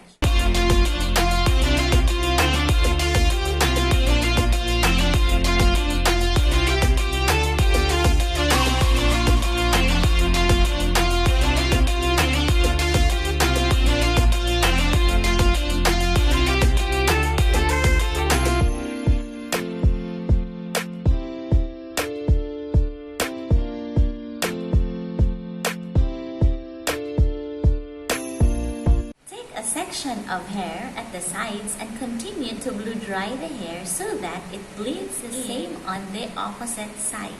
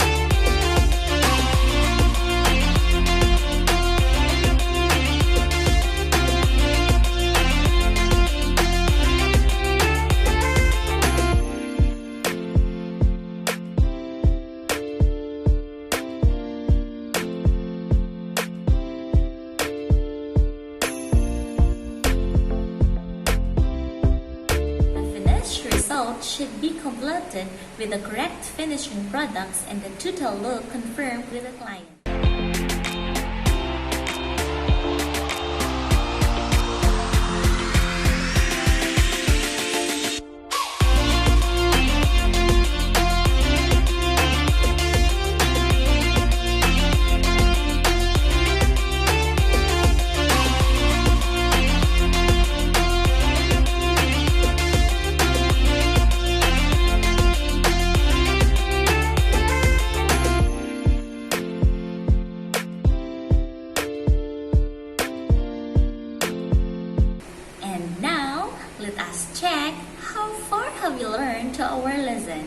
Get your module, open the hairdressing subject, and answer this activity called Logical Arrangement.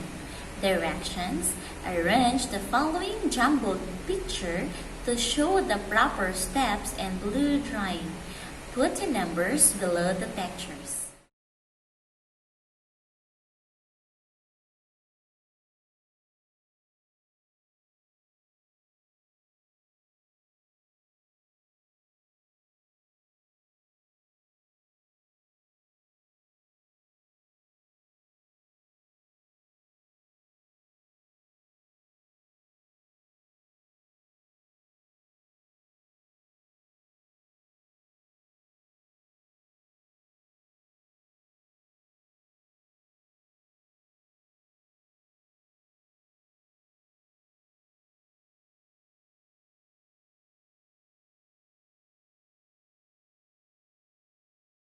So guys, I hope you don't find our lesson complicated and it is just easy for you to remember those steps. So enjoy more for the next topic. Practice it always at home, though you may just apply and assume that you are handling handheld dryer. Keep up the good job today and good luck for the next meeting. Bye! God bless!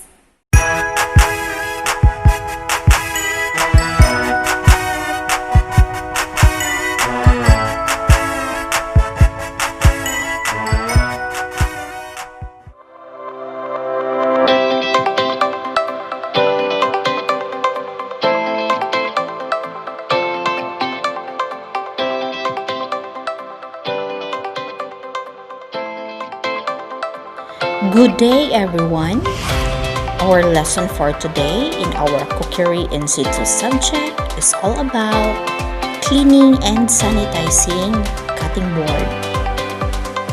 The kitchen cutting board gets a lot of use, and this means that it gets a lot of exposure to bacteria. Proper cleaning of the cutting board is essential to your good health. Whether you use a wood or a plastic cutting board, you should clean and sanitize it after every use.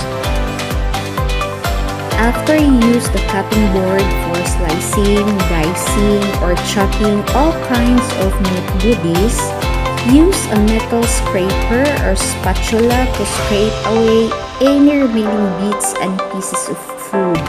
You may also use knife. Throw the scrapings into the garbage disposal, garbage receptacle, or trash bin. Then, pre-rinse the board.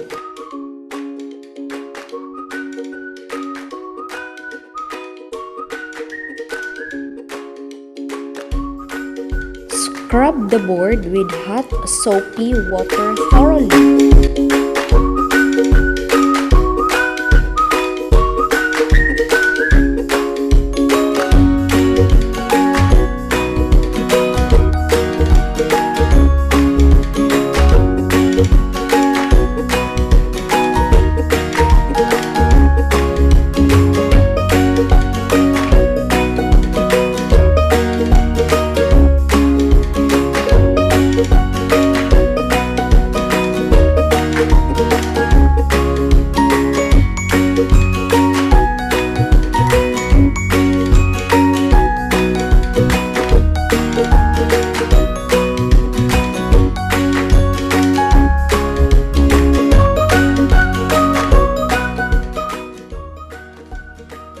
And rinse it with tap water properly.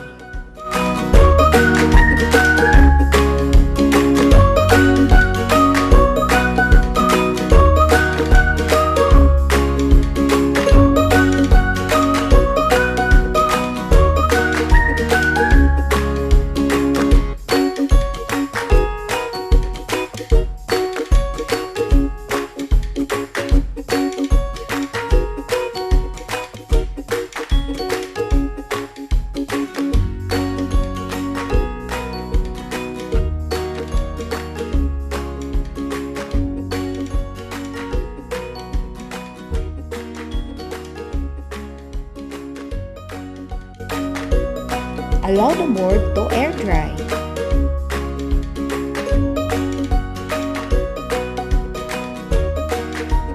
Removing stains from the cutting board. To remove stains from the cutting board, you can use the following procedure. Wet the stained area with water and sprinkle it with vinegar or calamansi and allow to melt undisturbed for 24 hours. Stains can also better remove by using diluted bleaching agent or natural acid like calamansi or vinegar. After cleaning, removing stains, let's go to sanitizing the cutting board. Plastic and wooden cutting boards can be sanitized using a diluted liquid chlorine bleach solution. For this solution, combine 1 teaspoon of bleach to 1 quart of water. Pour the solution onto the entire surface area of the board and allow it to sit undisturbed for several minutes.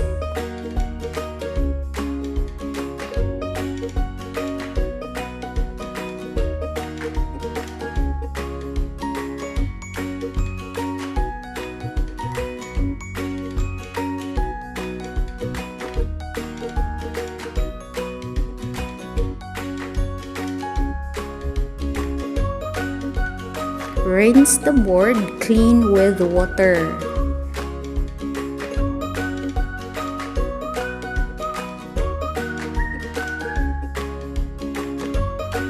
Allow it to air dry or use a clean cloth to dry it.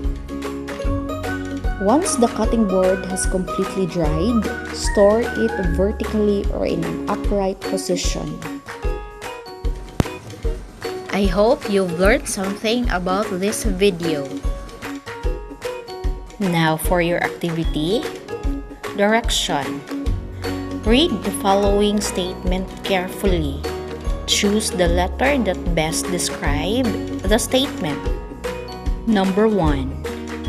Which of the following is the first step in cleaning the cutting board? Letter A. Use a metal scraper or spatula to scrape away any remaining bits and pieces of food in the cutting board. Letter B. Scrub the board with hot, soapy water thoroughly. Letter C. Allow the board to air dry. Letter D. Rinse the cutting board with hot water. Number 2. Which of the following should be practiced when using cutting board to reduce the spread of bacteria?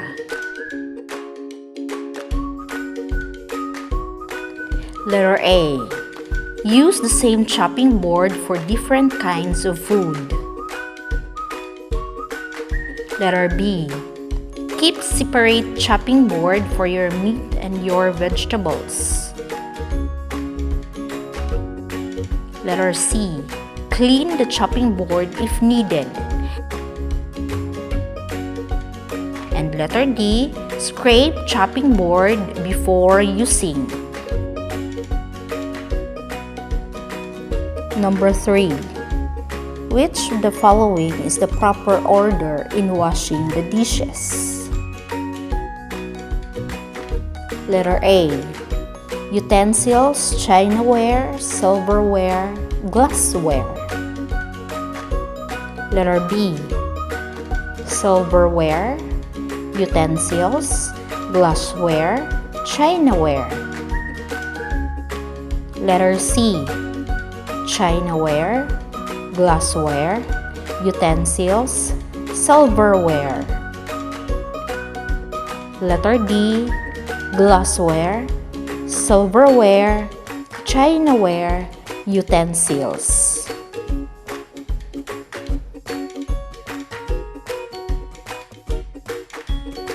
Continue answering from question number 4 up to question number 10. That's it for our first episode. I hope you've learned something today. Thank you and God bless everyone.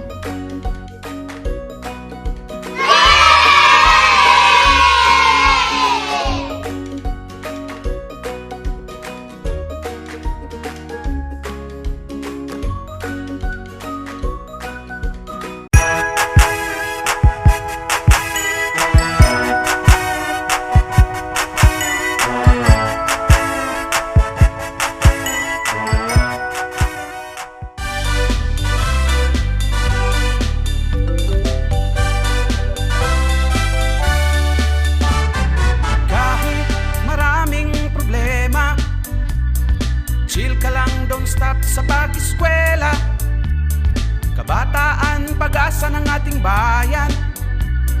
Ikaw, ako, tayong lahat ay magtutulungan.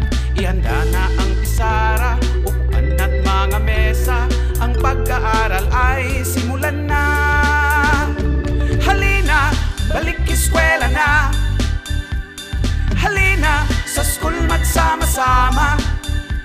Abutin ang mga pangarap, mayaman man o mahirap, edukasyon ay para sa lahat. Halina, balik eskwela na. Halina at magkakaisa. Maghawak ng kamay, sumigaw ng sabay-sabay. Isang tinig tungo sa tagumpay.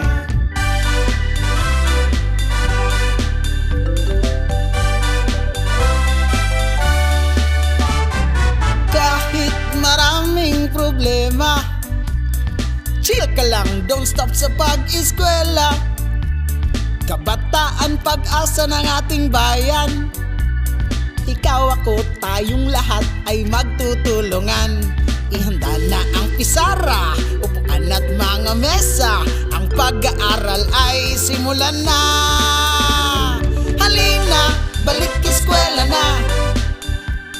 Halina, sa school magsama-sama. Abutin ng mga pangarap, mayaman man o mahirap, edukasyon ay para sa lahat. Halina, balik eskwela na. Halina at magkakaisa. Maghawak ng kamay, sumigaw ng sabay-sabay, isang tinig tungo sa tagumpay. Halina, balik eskwela na. Halina, sa school magsama-sama.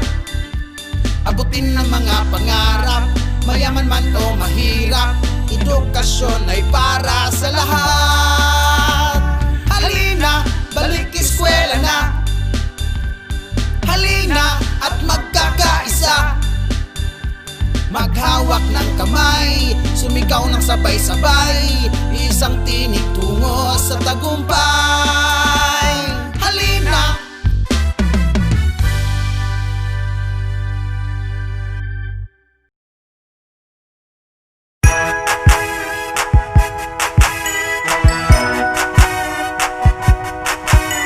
We hope that you have learned the most essential lessons you need to master.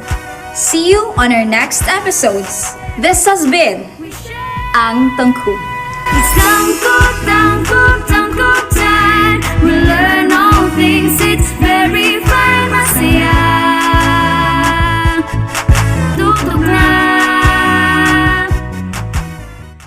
Kung gusto mong maglingaw-lingaw, mga tawag magloling hayaw, mag-joyride na.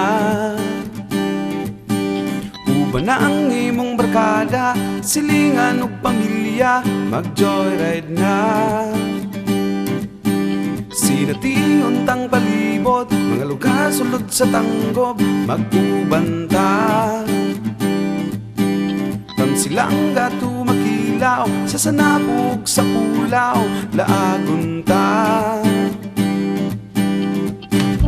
Labi na yun sa huyuhoy, ugnang dapit daghan og kahoy, talanan. Maglibot tango, maglibot tango kita. Maglibay-libay, magsakay-sakay tala. Maghihiusa, maghihigala. Let's get together, make life feel better. Kung gusto ka og entertainment, for fun and for enjoyment, no problem ka. Sinagduloy among pambato, kumusayo smart kaayo, believe you ka. Panahon sab sa Disyembre, super git ka aligre, malingaw gyud ka. Fireworks display daghang ganahan, musidlak sa kalangitan, mapawag gyud ka. Christmas symbols, capital of the Philippines. Ninira na ninyo makita, friends, diba? Diri sa tanggop, maglibot tanggop kita. Maglipay-lipay, magsakay-sakay tala. Maghihiusa, maghihigala. Let's get together, make life feel better.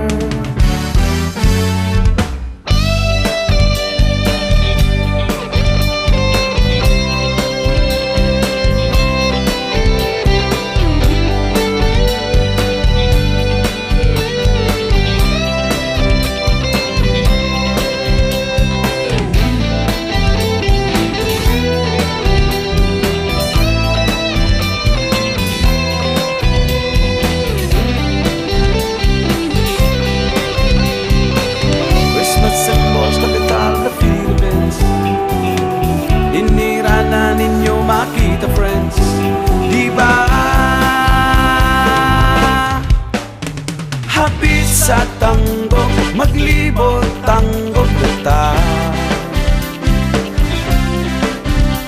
Maglipay-lipay, magsakay-sakay tala. Maglibot tanggo, maglibot tanggo ta. Maglibot tanggo, maglibot tanggo ta. Maglibot tanggo, maglibot tanggo ta. Makikiusa, makikigala. Let's get together, make life feel better.